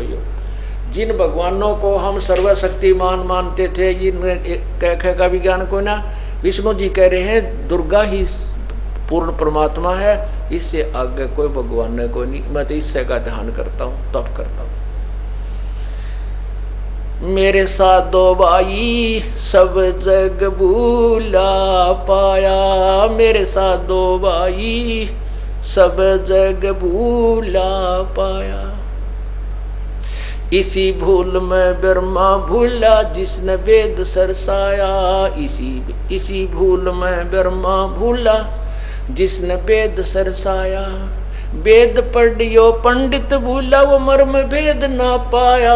मेरे साथ दो भाई सब जग भूला पाया, मेरे साथ दो भाई सब जग भूला पाया। इसी भूल में विष्णु भूला जिन वैष्णो धर्म चलाया, इसी भूल में विष्णु। और आप इन्हीं के इतिहास पढ़ा रहा हूं मैं, अपनी तरफ से कुछ नहीं मिला रहा एक अक्षर भी। तो ये जो सदग्रंथ ये दास रखे हुए हैं, इनका उद्देश्य ये है कि जैसे एक अंदाजा रहा था रात्रि में हाथ में टॉर्च लिए, लालटेन समझ लो, पहले लालटेन होती थी, वर्तमान में बहुत से बच्चे हैं जो लालटेन को नहीं समझते, टॉर्च समझो। आगे से बच्चे आ रहे थे उछल कूद मचाते हुए, उस सूरदास ने आवाज लगाई, बेटा देखना अंधा हूं, अंधा कहीं मेरे में ध्यान से चलना भाई, बूढ़ा आदमी हूँ। बच्चे निकटा करके पूछने लगे, बाबा आपको दिखाई नहीं देता? नहीं बेटा मुझे दिखाई नहीं देता। फिर ये टॉर्च किस लिए लिए हो आप, ये लालटेन क्यों ले रखी है? कि आप आंखों वालों के लिए कहीं मेरे में टक्कर ना मार दो अंधेरे में, इस चांदने में मेरे से दूर के हो जाओ तुम, कदे बूढ़े आदमी की तोड़ दो दे, इसलिए मैं लालटेन साथ रखता हूँ। मुझे इन सदग्रंथों की कति आवश्यकता नहीं, अनादरणीय नहीं, क्योंकि जो ज्ञान हमारे परमात्मा कबीर साहब ने 100 वेद में दे रखा है वो इंक्लूडिंग दिस शास्त्र है, इन शास्त्रों के सहित है। लेकिन उस परमात्मा की उस वाणी को नहीं माना जो 600 साल पहले लिखी गई थी। अब वो वाणी जो उस वाणी में ज्ञान है, आज इन सदग्रंथों से प्रमाणित करके उस वाणी को सत्य सिद्ध कर रहा हूं। तो इसलिए ये सदग्रंथ दिखाता हूँ, कहीं कोई मेरे सिर ना हो जाके कि तूने कैसे कह दिया ब्रह्मा विष्णु महेश को ज्ञान नहीं है, ये भगवान नहीं। मैं नहीं कह रहा, आपकी ये लालटेन दिखा देता हूँ, देखो। फिर वो दूर हो जाते हैं, सोच रहे इसमें लिखा है तो इसलिए ये ज्ञान अब परमात्मा पूरे विश्व में फैलाएगा। बुद्धिमान समाज है और हमारे को भगवान की चाह है। परमात्मा मिल रहा है, परमात्मा का मार्ग मिल रहा है, उसकी विधि मिल रही है, फिर अब पीछे क्यों रहेंगे हम? जब पहले अज्ञान कुमार्ग पर भी हम पूरी सपेट पर चले, पता नहीं कितने जो भक्तों ने दान भी किए, शरीर भी न्यौछावर कर दिए, घर भी त्याग दिए, राज भी त्याग दिए, लेकिन फिर भी परमात्मा नहीं मिला। और ये बहुत आसानी से मिलेगा, क्यों? उसकी विधि बहुत आसान है पाने की। परमात्मा के पाने में कर्म योग ही माना गया है, कर्म संन्यास नहीं। अब कर्म योग ये नहीं होता कि शादी ना करावे, वही शादी करा लेना, बाल बच्चे हो जाए, उसी को कर्म योग कहते नहीं। हठ योग नहीं करता, तो चाहे शादी करा रखी है चाहे नहीं करवा रखी है, चाहे वो काम, जैसे यहाँ आश्रम में बच्चे रहते हैं और इन्होंने ये कुंवारे हैं और सारा धंधा करते हैं, रोटी भी बनाए हैं, सारा काम भी कर रहे हैं, झाड़ू भी लाओ और भजन भी कर रहे हैं, ये भी कर्म योगी है। हठ योगी कर्म सन्यासी वो होता जो घर छोड़कर कितना हाथ पानी लाओ और सारा दिन समाधि लाओ और हठ योग करे, तो वो कितनी देर कर सके है? फिर भी कर्म करने पड़ेंगे। उठ कर जाएगा, किधर रोटी मांग के लाओगा, किधर झोपड़ी बनाओगा, कपड़े धोएगा, सारे काम करने पड़ेंगे। तो कहने का भाव यह है कि सत साधना जिसके पास है तो वही पार होता है, उसका मोक्ष होता है। और गलत साधना करने से जीव का कल्याण नहीं हो सकता। अब आपको परमात्मा की वाणी सुनाते हैं। पार ब्रह्म को छाड़ कर ये पूजे आन अनीत, चेतन सेती ओलने जड़ सेती है प्रीत। एक तो परब्रह्म है, एक ब्रह्म है, एक परब्रह्म है और एक पार ब्रह्म है। संतों की वाणी में जहां पर पार ब्रह्म लिखा है वो पूर्ण ब्रह्म की तरफ संकेत है, और ब्रह्म परब्रह्म और पार ब्रह्म अर्थात पार का अर्थ सबसे पार वाला, सबसे आखिर वाला, सबसे परले पार वाला भगवान, उसको पार ब्रह्म। ब्रह्म माने प्रभु होता है, जैसे ईश कहो चाहे ब्रह्म कहो, ईश। लेकिन हम परब्रह्म और पार ब्रह्म क्यों कहना पड़ा? क्योंकि ब्रह्म ये भी भगवान है और इससे ऊपर जो इससे बड़ी शक्ति परब्रह्म है, ज्यादा शक्ति रखता है और ज्यादा उसके लोक हैं, वो परब्रह्म है। और सबका जो मालिक है वो पूर्ण ब्रह्म है, वो पार ब्रह्म है, सबसे पार है। इसलिए डिफाइन करना पड़ा। जैसे ईश शब्द बहुत है, ईश, लेकिन ये भी ईश है 21 ब्रह्मांड का, इसलिए इससे श्रेष्ठ जो परमात्मा है वो ईश्वर परब्रह्म है। और परब्रह्म से भी, ईश्वर से भी जो परम श्रेष्ठ है वो परमेश्वर कहलाता, परम ईश्वर, इसलिए परमेश्वर के। तो यहाँ कहते हैं पार ब्रह्म को छाड़े करिए पूजे आन अनीत। एक पूर्ण परमात्मा को त्याग करिए, अन्य पूजाएं जो करते हैं, अन्य देवताओं की या पत्थर आदि की पूजा करते हैं, ये गलत करते हैं। अपनात्मा जैसे भगवान विष्णु जी कह रहे हैं देवी भागवत के अंदर, कल शाम को जो आपको दास बता रहा था कि विष्णु पुराण में ऐसा लिखा है, वो विष्णु पुराण में नहीं था, ये देवी भागवत महापुराण में है। वो कल विष्णु पुराण में नहीं था, ये इसमें लिखा हुआ है। तो अब जैसे आपने पढ़ा है, भगवान विष्णु जी कहते हैं कि मैं तो देवी की पूजा करता हूँ, इससे आगे कोई भगवान, कोई देवता नहीं है, इससे ऊपर कोई शक्ति नहीं है। अब ये नहीं है कि देवी की पूजा से कोई लाभ नहीं है, देवी की पूजा से भी बहुत शक्ति आती है। देवी की पूजा करके ही भगवान विष्णु तीनों देवताओं में से एक शक्ति युक्त है, इससे बहुत सी सिद्धियां आ जाती हैं और शक्ति आ जाती है, लेकिन मोक्ष नहीं होता, मोक्ष नहीं है। तो यहाँ क्या बताते हैं कि पार ब्रह्म को छाड़े करिए पूज आन अनीत, चेतन सेती ओलने फिर जड़ सेती है प्रीत। अब आखिर में कहाँ ला करके छोड़ दिया इन अज्ञानी संतों ने, पत्थर की मूर्ति की पूजा के ऊपर हमें आधारित कर दिया।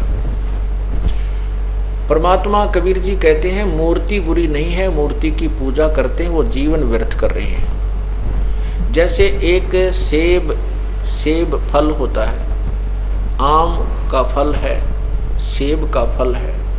अब सेब के या आम के फल की मूर्ति बना ले, चाहे वो पत्थर की बना लीजिए और चाहे चित्र उसका पेपर पर कागज पर बना लीजिए, वो मूर्ति है, वो सेब नहीं है, वो आम नहीं है, वो केवल चित्र है। और उसके चित्र के ऊपर आधारित रहने से ना सेब का गुण मिल सकता और ना आम का गुण मिल सकता। वो चित्र बुरा नहीं है, वो चित्र तो प्रेरणा देता है कि ये फल ऐसा स्वादिष्ट है, इसमें ये गुण है, उसको प्राप्त कैसे करना है, वो कहाँ मिलता है, वो ज्ञान अलग है।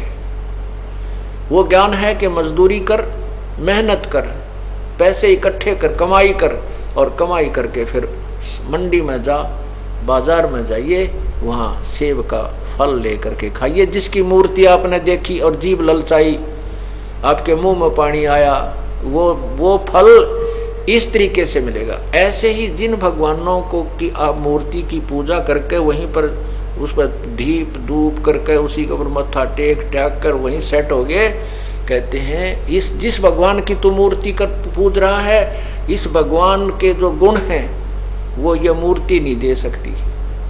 वो तो वही भगवान जिसकी तू मूर्ति लिए बैठा है, वो कैसे मिले, उसका तरीका अलग है। उसके नाम की कमाई कर और फिर वो भगवान आपको अपने वाले जितना उसका गुण है, जितनी उसकी सामर्थ्यता है, वो आपको लाभ देगा। जो जाकी शरणा बसे ताको ताकी लाज, जल सो ही मछली चढ़ जाए बह जाते गजराज।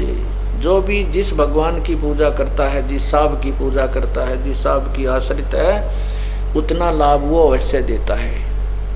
और अपने क्षेत्र में वो कति कलम तोड़ लाभ दे सकता है। जैसे आपकी मित्रता, आपने पूजा कर ली, सेवा कर ली, मित्रता बना ली तहसीलदार से, तहसीलदार के पास आप जाओगे तो आपकी कोई वो कितना काम कर सकता है, कोई रजिस्ट्री आपने करानी है, कोई प्लाट प्लूट की, तो वो कर सकता है और आपको अपने ऑफिस में बैठाएगा, चाय पिलाएगा और घंटी बजावेगा, वहीं पर सभी कागजों को मंगाएगा, आपके दस्तक गवाहों के दस्तक वहीं करा करके और आपको से आदर विदा करेगा।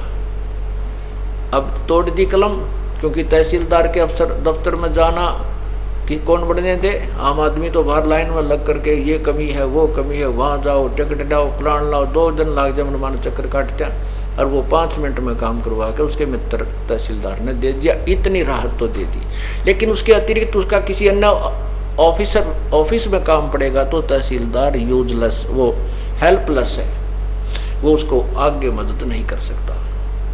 इसी प्रकार समर्थ का शरणाग हो रंग होरी हो, भाई कभू न हो एकाज राम रंग होरी हो। जिस भी देव की आप पूजा करते हो, जितने उसका सामर्थ्यता है उतना तो अपने सामर्थ्य के अनुसार वो आपको फल देगा, लेकिन उससे बाहर आपके ऊपर कोई कर्म की मार आ गई तो वो आपका बचाव नहीं कर सकता। इसलिए एक कैसा दे सब सदे, सब साधे सब जावे, माली सींचे मूल को तो फले फूले गावे। जैसे आपने गीता जी अध्याय नंबर 15 के श्लोक 1 से लेकर 4 में पढ़ा है कि उल्टा लटका हुआ है संसार रूपी वृक्ष है, इसकी ऊपर को जड़ वो तो पूर्ण परमात्मा है और नीचे को तीनों गुण रूपी शाखा है। नीचे को तीनों गुण रूपी शाखा है। तीनों गुण कौन? रजगुण ब्रह्मा, सतगुण विष्णु, तम गुण शिव जी। और इसको जो संत तत्व से जानता है, सब सर्वांग सहित सभी पार्ट्स ऑफ द ट्री, उस संसार रूपी वृक्ष के जो सभी पार्ट के विषय में बता दे, स वेदविद, वो तत्वदर्शी संत है।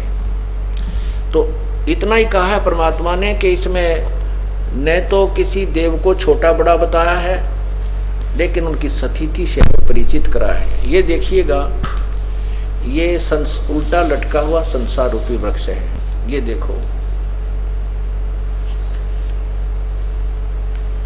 ये उल्टा लटका हुआ संसार रूपी वृक्ष है, और इसका जो है ऊपर को जड़ है, ये ऊपर को जड़ है, ये तो पूर्ण परमात्मा है, पूर्ण ब्रह्म है।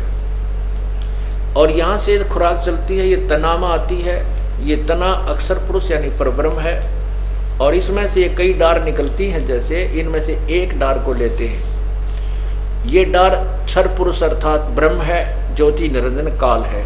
इसके 3 पुत्र, 3 शाखाएं हैं संसार रूपी वृक्ष की। तो रजगुण ब्रह्मा, सतगुण विष्णु, तमगुण शिव जी, और ये पात रूप संसार।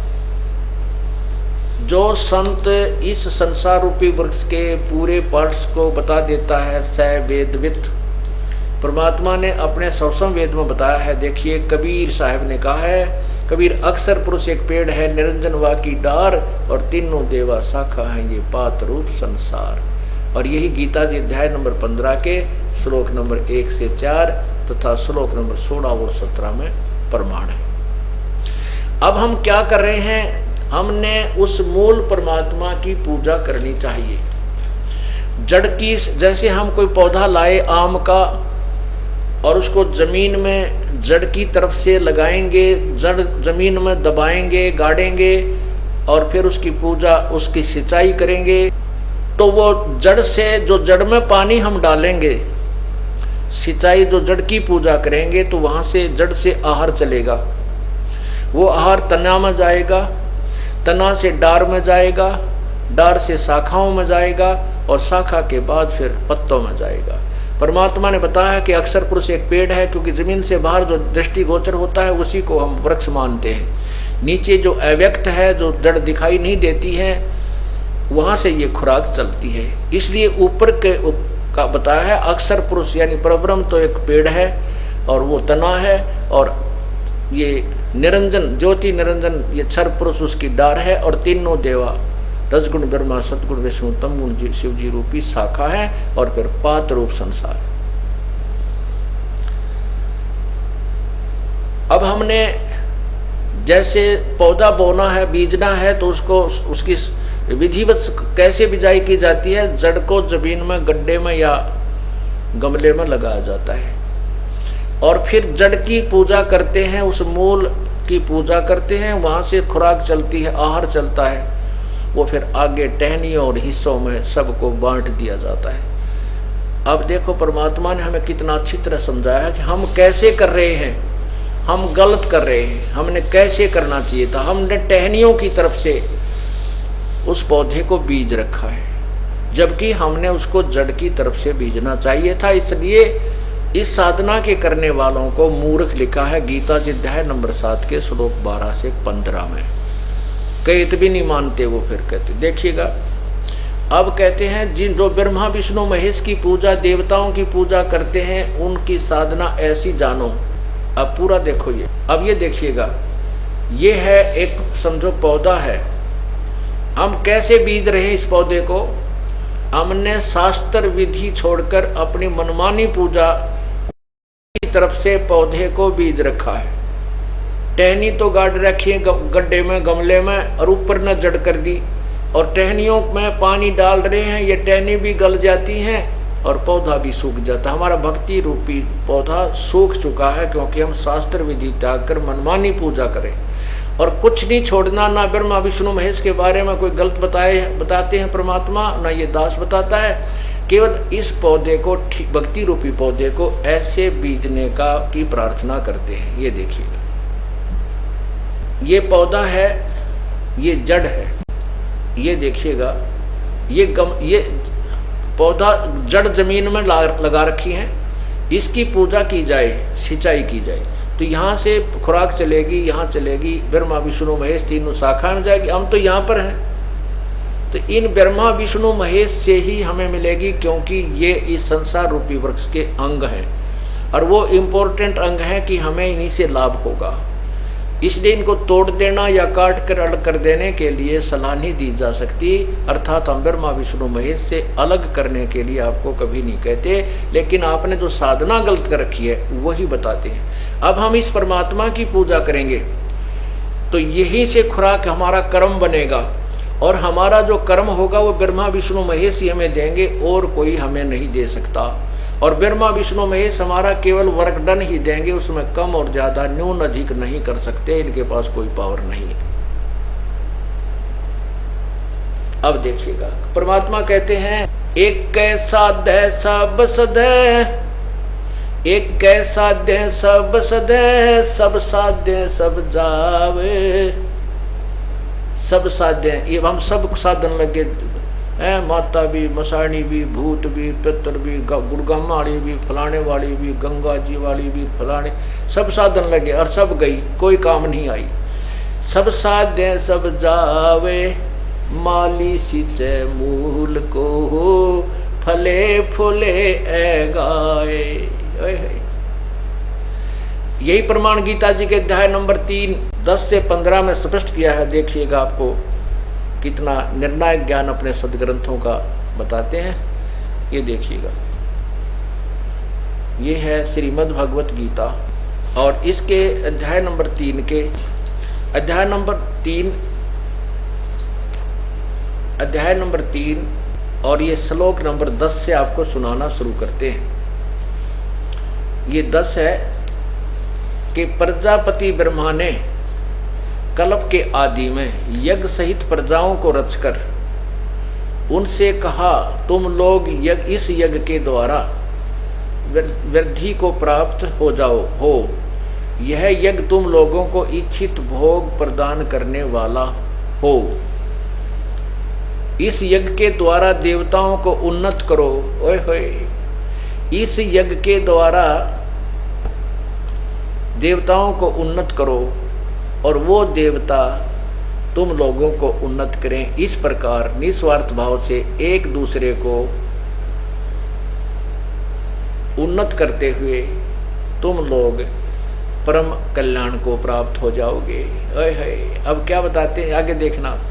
12 श्लोक में लिखा है कि यज्ञ के द्वारा बढ़ाए हुए देवता तुम लोगों को बिना मांगे ही इच्छित भोग निश्चय ही देते रहेंगे। उन देवताओं के दिए हुए भोगों को जो पुरुष उनको बिना दिए स्वयं ही भोगता है वह तो चोर है। अब ये क्या बताया है इस पवित्र गीता जी के अध्याय नंबर 10 से लेकर के और 12 में 11-12 में आपको बताते हैं और इसको प्रमाण से समझाते हैं। इसमें कहा है कि तुम यज्ञ के द्वारा, यज्ञ माने पूजा, धार्मिक अनुष्ठान को यज्ञ कहते हैं, देवताओं को उन्नत करो। ओए होए। और अब आगे थोड़ा सा और पढ़ लेते हैं, 15 तक जाकर पढ़ के फिर समझ में अच्छी तरह आ जाएगा। अब 13 में देखिएगा, अध्याय नंबर 13, इसका अनुवाद देखिए। यज्ञ से बचे हुए अन्न को खाने वाले श्रेष्ठ पुरुष सब पापों से मुक्त हो जाते हैं, और जो पापी लोग अपना शरीर पोषण करने के लिए ही अन्न पकाते हैं वे तो पाप को ही खाते हैं। क्या भावार्थ है कि जैसे परमात्मा ने आपके पूर्व जन्म में किए हुए पुण्यों के आधार पर धन दिया है, आपको जो आपका रोजगार दिया है, उसमें से यदि आप धार्मिक अनुष्ठानों पर नहीं लगाते विधिवत पूर्ण संत के माध्यम से, क्योंकि गुरु बिन माला फेरते गुरु बिन देते दान, गुरु बिन दोनों निष्फल हैं चाहे पूछो वेद पुराण, तो भी वो आपकी साधना व्यर्थ है। तो यहाँ पर शास्त्र अनुकूल साधना करने के लिए निर्देश और वो बताए जा रहे हैं। तो जो उस धन में से परमात्मा के नाम पर पूजा अर्थात पूर्ण परमात्मा की साधना नहीं करते, उसके पूर्ण गुरु बना करके साधना नहीं करते, यज्ञ नहीं करते, तो वो अपना जीवन व्यर्थ कर रहे हैं। कहते हैं इस धार्मिक अनुष्ठान के द्वारा, क्योंकि मूल की सिंचाई करने से, पूर्ण परमात्मा की भक्ति करने से जो हम यज्ञ साधनाएं करते हैं उनसे ये देवता उन्नत होते हैं। ये तीनों देवता रूपी शाखा टहनियाँ ये प्रफुल्लित होती हैं। और उन्नत हुए देवता फिर तुम्हें उन्नत करते हैं, उन टहनिया का फल लगते हैं, उन फलों से फिर आपका गुजारा होता है। अब जैसे हम ये मूल की पूजा करते हैं तो इससे ये तीनों देवता रजगुण ब्रह्मा, सतगुण विष्णु और तमगुण शिवजी रूपी, ये ब्रह्मा विष्णु शिव रूपी ये देवता उन्नत हुए, यानी ये टहनी बड़ी, पौधा बड़ा हो गया, टहनियाँ मैच्योर हुई और फिर इन टहनियों ब्रह्मा विष्णु महेश रूपी टहनियाँ का फल लगे। इन देवताओं ने फिर हमें उन्नत किया, क्योंकि किए हुए कर्म का फल ये ही देते हैं।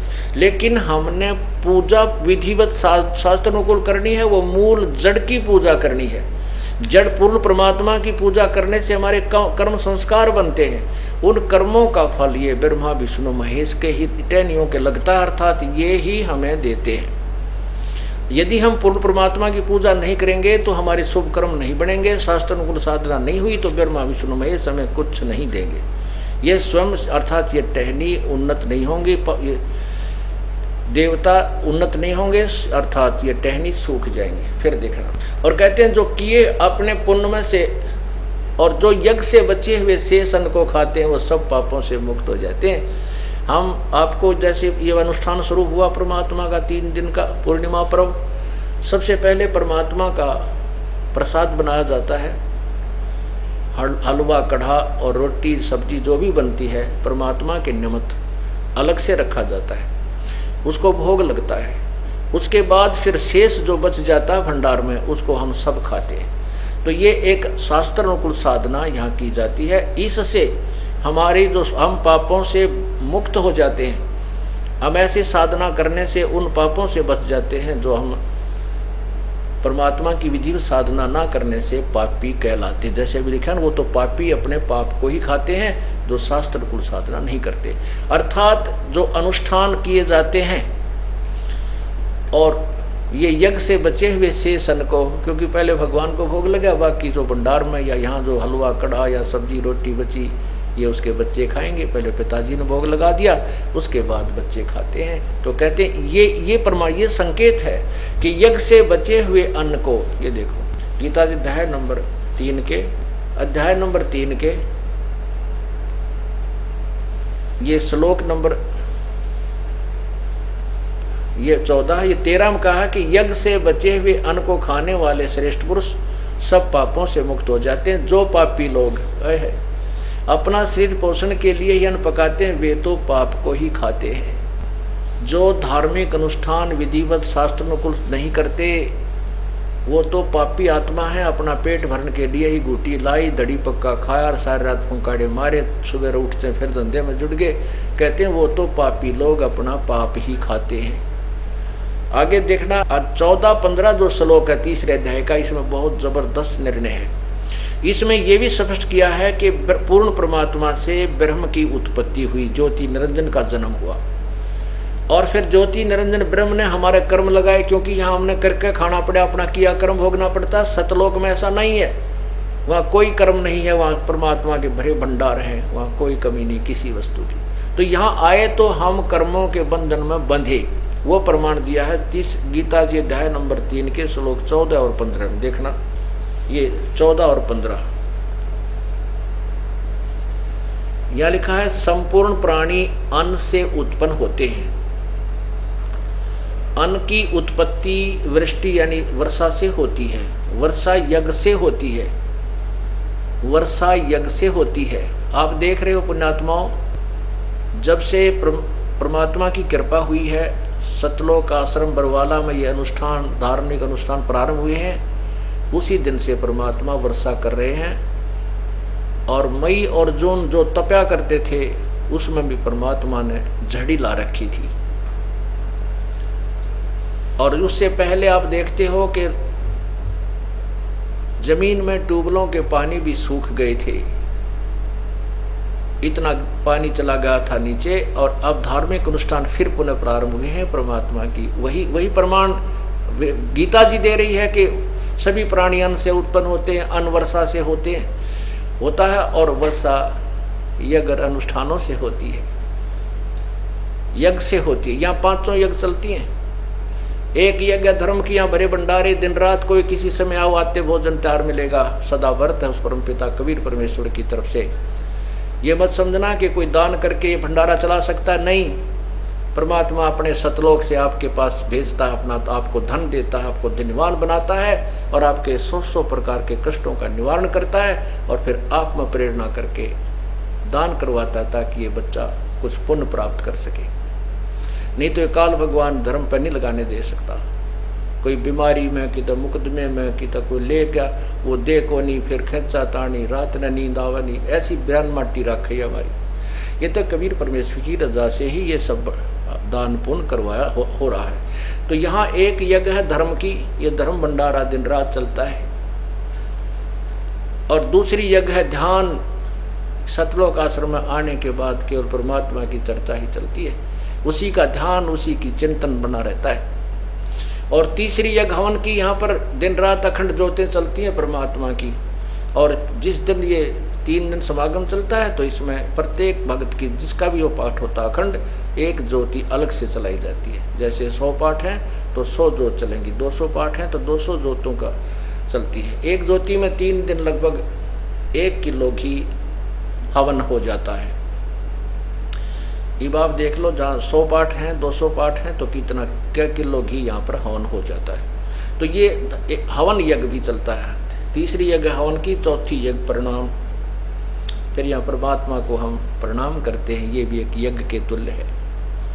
और 5वीं यज्ञ ये तत्व ज्ञान का प्रचार, 5वीं यज्ञ ज्ञान की है। ये भी 5 यज्ञ यहाँ चल रही होती है।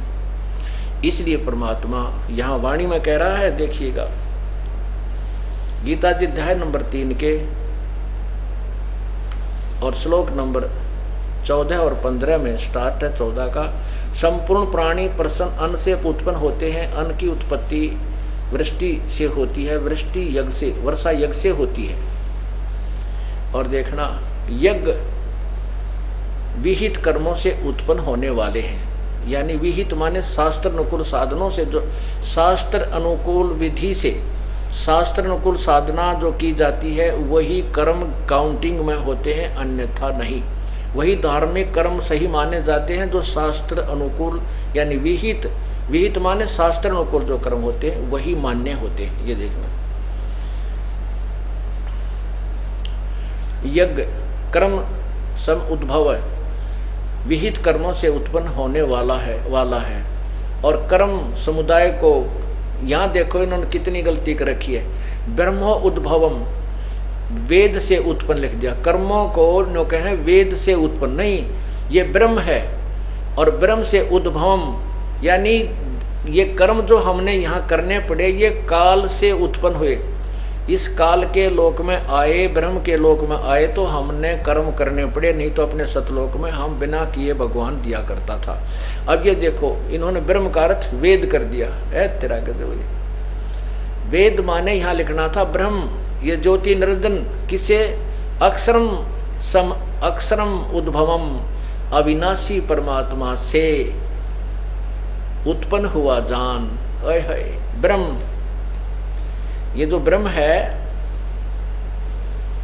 ये ब्रह्म यानी ज्योति निरंजन को आप अक्षर, अक्षर माने अविनाशी परमात्मा। अविनाशी परमात्मा कौन है? 15वें अध्याय के देखो, जैसे एक मिट्टी का प्याला, चीनी का सफेद कप होता चाय पीने का, और उसकी तुलना में स्टील का प्याला होता है, वो उसकी तुलना में स्टील का प्याला भी अक्षर कहलाता, अविनाशी है, लेकिन वो भी अविनाशी नहीं है। जैसे गीता जी अध्याय नंबर 15 के श्लोक 16 में कहा है, क्षर पुरुष और अक्षर पुरुष, ये दो, तुम इस परब्रह्म को अक्षर पुरुष मान बैठे हो, बस इस ब्रह्म की तुलना में अक्षर पुरुष वास्तव में अविनाशी नजर आता है, पर वास्तव में अविनाशी नहीं है। जैसे आपको कल परब्रह्म की आयु बताई थी, कैसे थी कि जैसे एक ब्रह्मा की आयु थी, बताई है आपको कि 1000 चतुर्युग, एक युग चतुर्युग में सतयुग, त्रेता, द्वापर, कलयुग, अर्थात चारों युगों की कुल वर्षों की जो काउंटिंग है 43,20,000 एक चतुर्युग की, 1008 चतुर्युग, उसको हम 1000 मानकर चला करते हैं। 1000 चतुर्युग का दिन ब्रह्मा का, इतनी रात, 30 दिन रात का महीना, और 12 महीने का एक वर्ष, और 100 वर्ष की आयु ब्रह्मा जी की, और ब्रह्मा से 7 गुणी विष्णु की, विष्णु जी से 7 गुणी श्री शिव जी की, और ऐसे ऐसे 70,000 शिव जी मर जाते हैं तब एक ब्रह्म की मृत्यु होती है। और वो परब्रह्म का एक युग होता है, परब्रह्म का एक युग, उस जिसको अक्षर पुरुष कहा है गीता जी के अध्याय नंबर 15 के श्लोक 16 में, उस अक्षर पुरुष यानी परब्रह्म का एक युग हो गया। ऐसे 1000 युग की परब्रह्म की रात, इतना ही दिन, 30 दिन रात का महीना, 12 महीने का वर्ष, और 100 वर्ष की परब्रह्म की आयु, और फिर भी मृत्यु। इसलिए ये अविनाशी तो नजर आवे है, लेकिन अविनाशी वास्तव नहीं। इसलिए 15वें अध्याय के 17वें श्लोक में कहा है कि परमात्मा उत्तम पुरुषत्व अन्य, इन दोनों से कोई और ही है, वो श्रेष्ठ भगवान, उसी को परमात्मा कहा जाता है। और वही तीनों लोकों में प्रवेश करके सबका धारण पोषण करता, वही अविनाशी प्रभु है। तो यहाँ उस अक्षर यानी अविनाशी, अक्षर का अर्थ अविनाशी होता है, तो यहाँ उस अक्षर की तरफ संकेत है, ना कि यहाँ पर ब्रह्म की तरफ। क्योंकि ये कोड वर्ड और PhD इसी को कहते हैं कि अब सियाने हो जाओगे तो वैसे समझने लग जाओगे। इसलिए यहाँ गीता जी में कोड वर्ड ज्यादा है, क्योंकि चारों वेदों का सारांश है ये। अब देखो, वेद यहाँ लिखा कि ब्रह्म से उत्पन्न हुए थे ये कर्म, जो हमने यहाँ ये क्रियाएं करनी पड़ेंगी। हमने जैसे हम ब्रह्म के लोक में आगे हैं, तो हमने यहाँ क्रिया करनी पड़ेंगी, ये 500 यज्ञ भी करने पड़ेंगे, धार्मिक अनुष्ठान भी करने होंगे, तभी हम यहाँ से निकलेंगे और हमारा गुजारा होगा। तो हम ये कर्म इस ब्रह्म ने हमारे लगाए, हम ये ब्रह्म से उत्पन्न हुए, यहाँ आए तो ये कर्म हमने करने पड़े और करने पड़ेंगे। फिर कहते ब्रह्म की उत्पत्ति कहाँ से हुई? ये उस अविनाशी परमात्मा सतपुरुष कबीर परमात्मा से हुई। यहाँ देखना,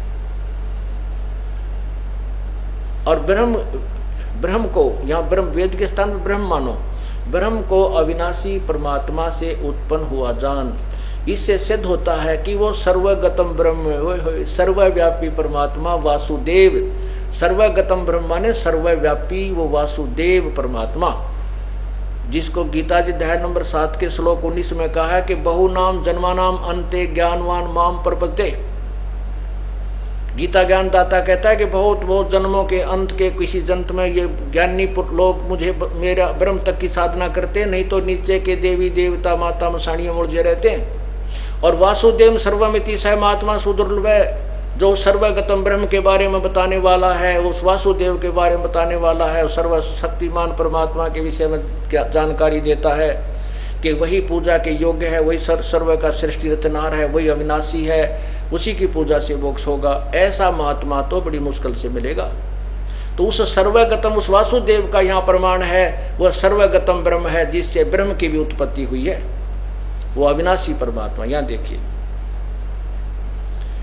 फिर यहीं से आते हैं ब्रह्म, यहाँ ब्रह्म ज्योति निरंजन समझो, क्षर पुरुष को आप अविनाशी परमात्मा से उत्पन्न हुआ। इससे सिद्ध होता है कि सर्वगतम ब्रह्म, सर्वव्यापी परम अक्षर परमात्मा, परम अक्षर यानी अविनाशी से भी अक्षर से परम अक्षर अविनाशी परमात्मा सदा ही यज्ञ में प्रतिष्ठित है।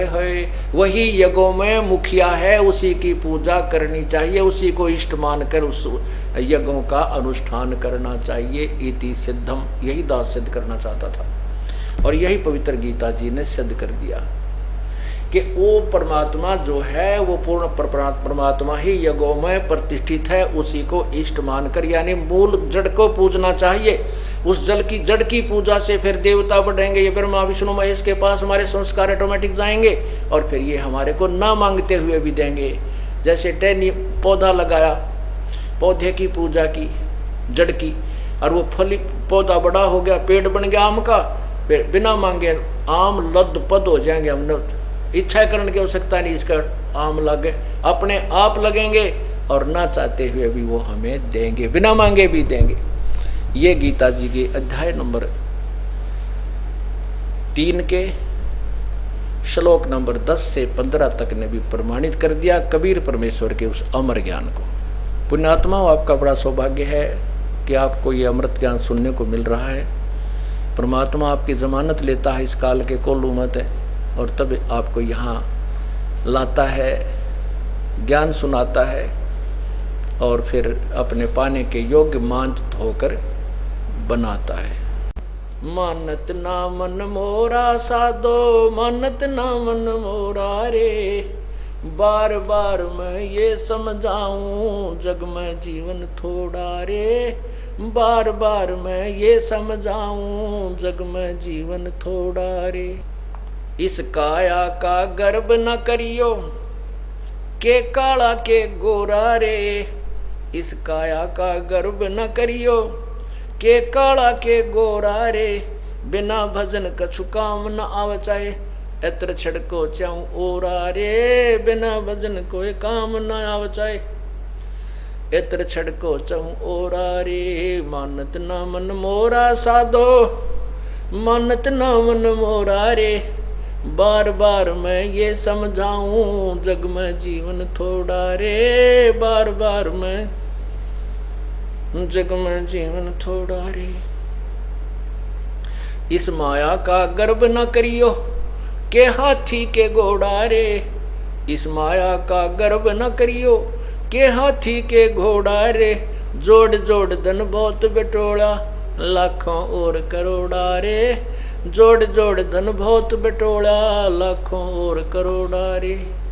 मानत ना मन मोरा साधो, मानत ना मन मोरा रे, बार बार मैं ये समझाऊं जग में जीवन थोड़ा रे, बार बार मैं ये समझाऊं जग में जीवन थोड़ा रे। दुविधा दुर्मति चतुराई में जन्म गया नर तोरा रे, दुविधा दुर्मति चतुराई में जन्म गया नर तोरा रे, अब भी आने मिलो सत्संग में करो गुरु ज्ञान पे गौरा रे, अब भी आने मिलो सत्संग में है करो गुरु ज्ञान पे गौरा रे। मानत ना मन मोरा साधो, मानत ना मन मोरा रे, बार बार मैं ये समझाऊं जग में जीवन थोड़ा रे, बार बार मैं ये समझाऊं जग में जीवन थोड़ा रे। शरण पड़े को गुरु संभाले जान का बालक भोला रे, शरण पड़े को गुरु संभाले जान का बालक भोला रे, कहे कबीर तुम चरण चित राखो जो सोई मैं डोरा रे, कहे कबीर तुम चरण चित राखो जो सोई मैं डोरा रे। मानत ना मन मोरा साधो, मानत ना मन मोरा रे, बार बार मैं ये समझाऊं जग में जीवन थोड़ा रे, बार बार मैं ये समझाऊं जग में जीवन थोड़ा रे। सत साहिब। अब इसमें क्या बताया है कि इस सुंदर शरीर को देखकर तू मत फूल, नादान भक्ति कर परमात्मा की। ये शरीर कुछ नहीं है तेरा। जैसे आपने कभी कुत्ता मरा हुआ देखा हो सड़क के ऊपर एक्सीडेंट में, उसकी आंत इतनी दूर तक वो कबाड़ गिरा हुआ होता है, उसकी तरफ देखा भी नहीं जाता। यही व्यवस्था अपने शरीर की है। ऊपर चाम लपेट रखा, अंदर same to same material work है। इस मिट्टी से हमने परमात्मा की प्राप्ति करनी है, इस मिट्टी से हमने सोना बनाना है। मानव शरीर वही मटेरियल है जो अन्य पशु पक्षियों से का बना है, लेकिन इसमें इतनी कृपा की है प्रभु ने कि हमें सद्बुद्धि दी है, बुद्धि दी है। अब हम इससे अपने परमात्मा को पा सकते हैं। आगे क्या बताते हैं कि दुविधा दुर्मति चतुराई में जन्म गया नर तोरा रे। दुविधा और दुर्मति, दुविधा यूं है भी पता नहीं ये पूजा हम करते थे कहीं इनको छोड़ दें और दूसरी करने लग जाएं, वो देवता इतना दुखी कर दें। वो तो दुखी करेंगे क्योंकि वो तो सुख देने वाले हैं नहीं, वो आप पे दुखी सारे। कल आपको बताया था। और ये परमात्मा ये सुख देगा, ये दुख देता ही नहीं, इसलिए ये दुर्मति तो हटा दो। और सभी सदग्रंथ गवा दे रहे हैं, साक्षी है इस बात के एक ही परमात्मा है जिसकी पूजा करनी चाहिए। दुर्मति यह है कि हम परमात्मा को चाहते ही नहीं, यही संसारिक सुखों को ज्यादा चाहते हैं। कहते हैं अब भी आन मिलो सत्संग में और करो गुरु ज्ञान पर गौरा। गौरा माने ध्यान दो, इस पर गौर करो। जो ज्ञान दिए जाते हैं परमात्मा कहते हैं ये बातें कहन सुन की नहीं है, ये कर पाड़ने की है। फिर क्या बताते हैं, शरण पड़े को गुरु संभाले, जान का बालक भोला रे। जैसे छोटा सा बालक होता, जैसे आपने सत्संग में यानी ज्ञान सुनने से पहले अज्ञानता में जो गलतियां होगी उनको प्रभु माफ कर देगा। बड़ा दयालु है कबीर परमेश्वर। वो ऐसे मानता है परमात्मा जैसे छोटा सा बच्चा 8-7 महीने का और 2-4 महीने का जो अपना चारपाई यानी झूले पर लटका रहता है, पालने में सोता रहता है, और फिर वो टट्टी पेशाब कर देता है। टट्टी पेशाब करके फिर अपने सारे कपड़े हाथ पा मार के उसको गीले लगते हैं, सर्दियों में ठंड लगती है, फिर वो रोने लगता है, भूखा भी हो जाता है। तब माँ आती है और वो समझ जाती है बच्चा क्यों रोया, भूखा हो गया होगा। जाके उठाती है तो उसने टट्टी और पेशाब करके सारे कपड़े भी खराब कर रखे होते हैं। तो माता जी को कोई क्रोध नहीं आता, गुस्सा नहीं करती। माँ को पता है कि इस बालक को ज्ञान नहीं, अनजान बच्चा है। तो उस बच्चे को, बेटा या बेटी को उठाती है और उसके सारे मल को साफ करती है, कपड़े धो कर सुखा देती है, दूसरे कपड़े पहनाती है, फिर प्यार करती है, सीने से लगाती है, चूमती है, दूध पियाती है और लाड करती है। ऐसे ही कहते हैं शरण पड़े को गुरु संभाले, जान का बालक भोला रे। जैसे आपने पहले जो गलतियां कर दी वो तो आपने उस बालक की तरह कर दी, और करके उन गलतियों के कर्म दंडों में फंस गए, अब रोने लग गए बुरी तरह, हाय मर गए, हाय मर गए, हमारे न्यू क्यों हो गया, ऐसा क्यों हो गया। तो कहते हैं फिर वो परमात्मा यानी गुरु संत, उस परमात्मा का दास जो भेजा हुआ है आपको, वो फिर सत्संग रूपी ज्ञान से मांझ धो करके सीने से लगा लेता है, आपको परमात्मा के मिलने योग्य बना देता है, आपकी भक्ति करवाता है। आपका कितना कर्तव्य है कि कहे कबीर तुम चरण चित रखो, जो सुई में डोरा रे। जैसे सुई में धागा डाल दिया जाता है वो उससे दूर नहीं हो सकता, साथ ही लटकता रहता है। तो आपने अपने गुरुदेव के चरणों में इतनी दृढ़ता से विश्वास दृढ़ करना पड़ेगा कि डगमग नहीं होना, फिर देखना परमात्मा की कमाल। सत साहिब।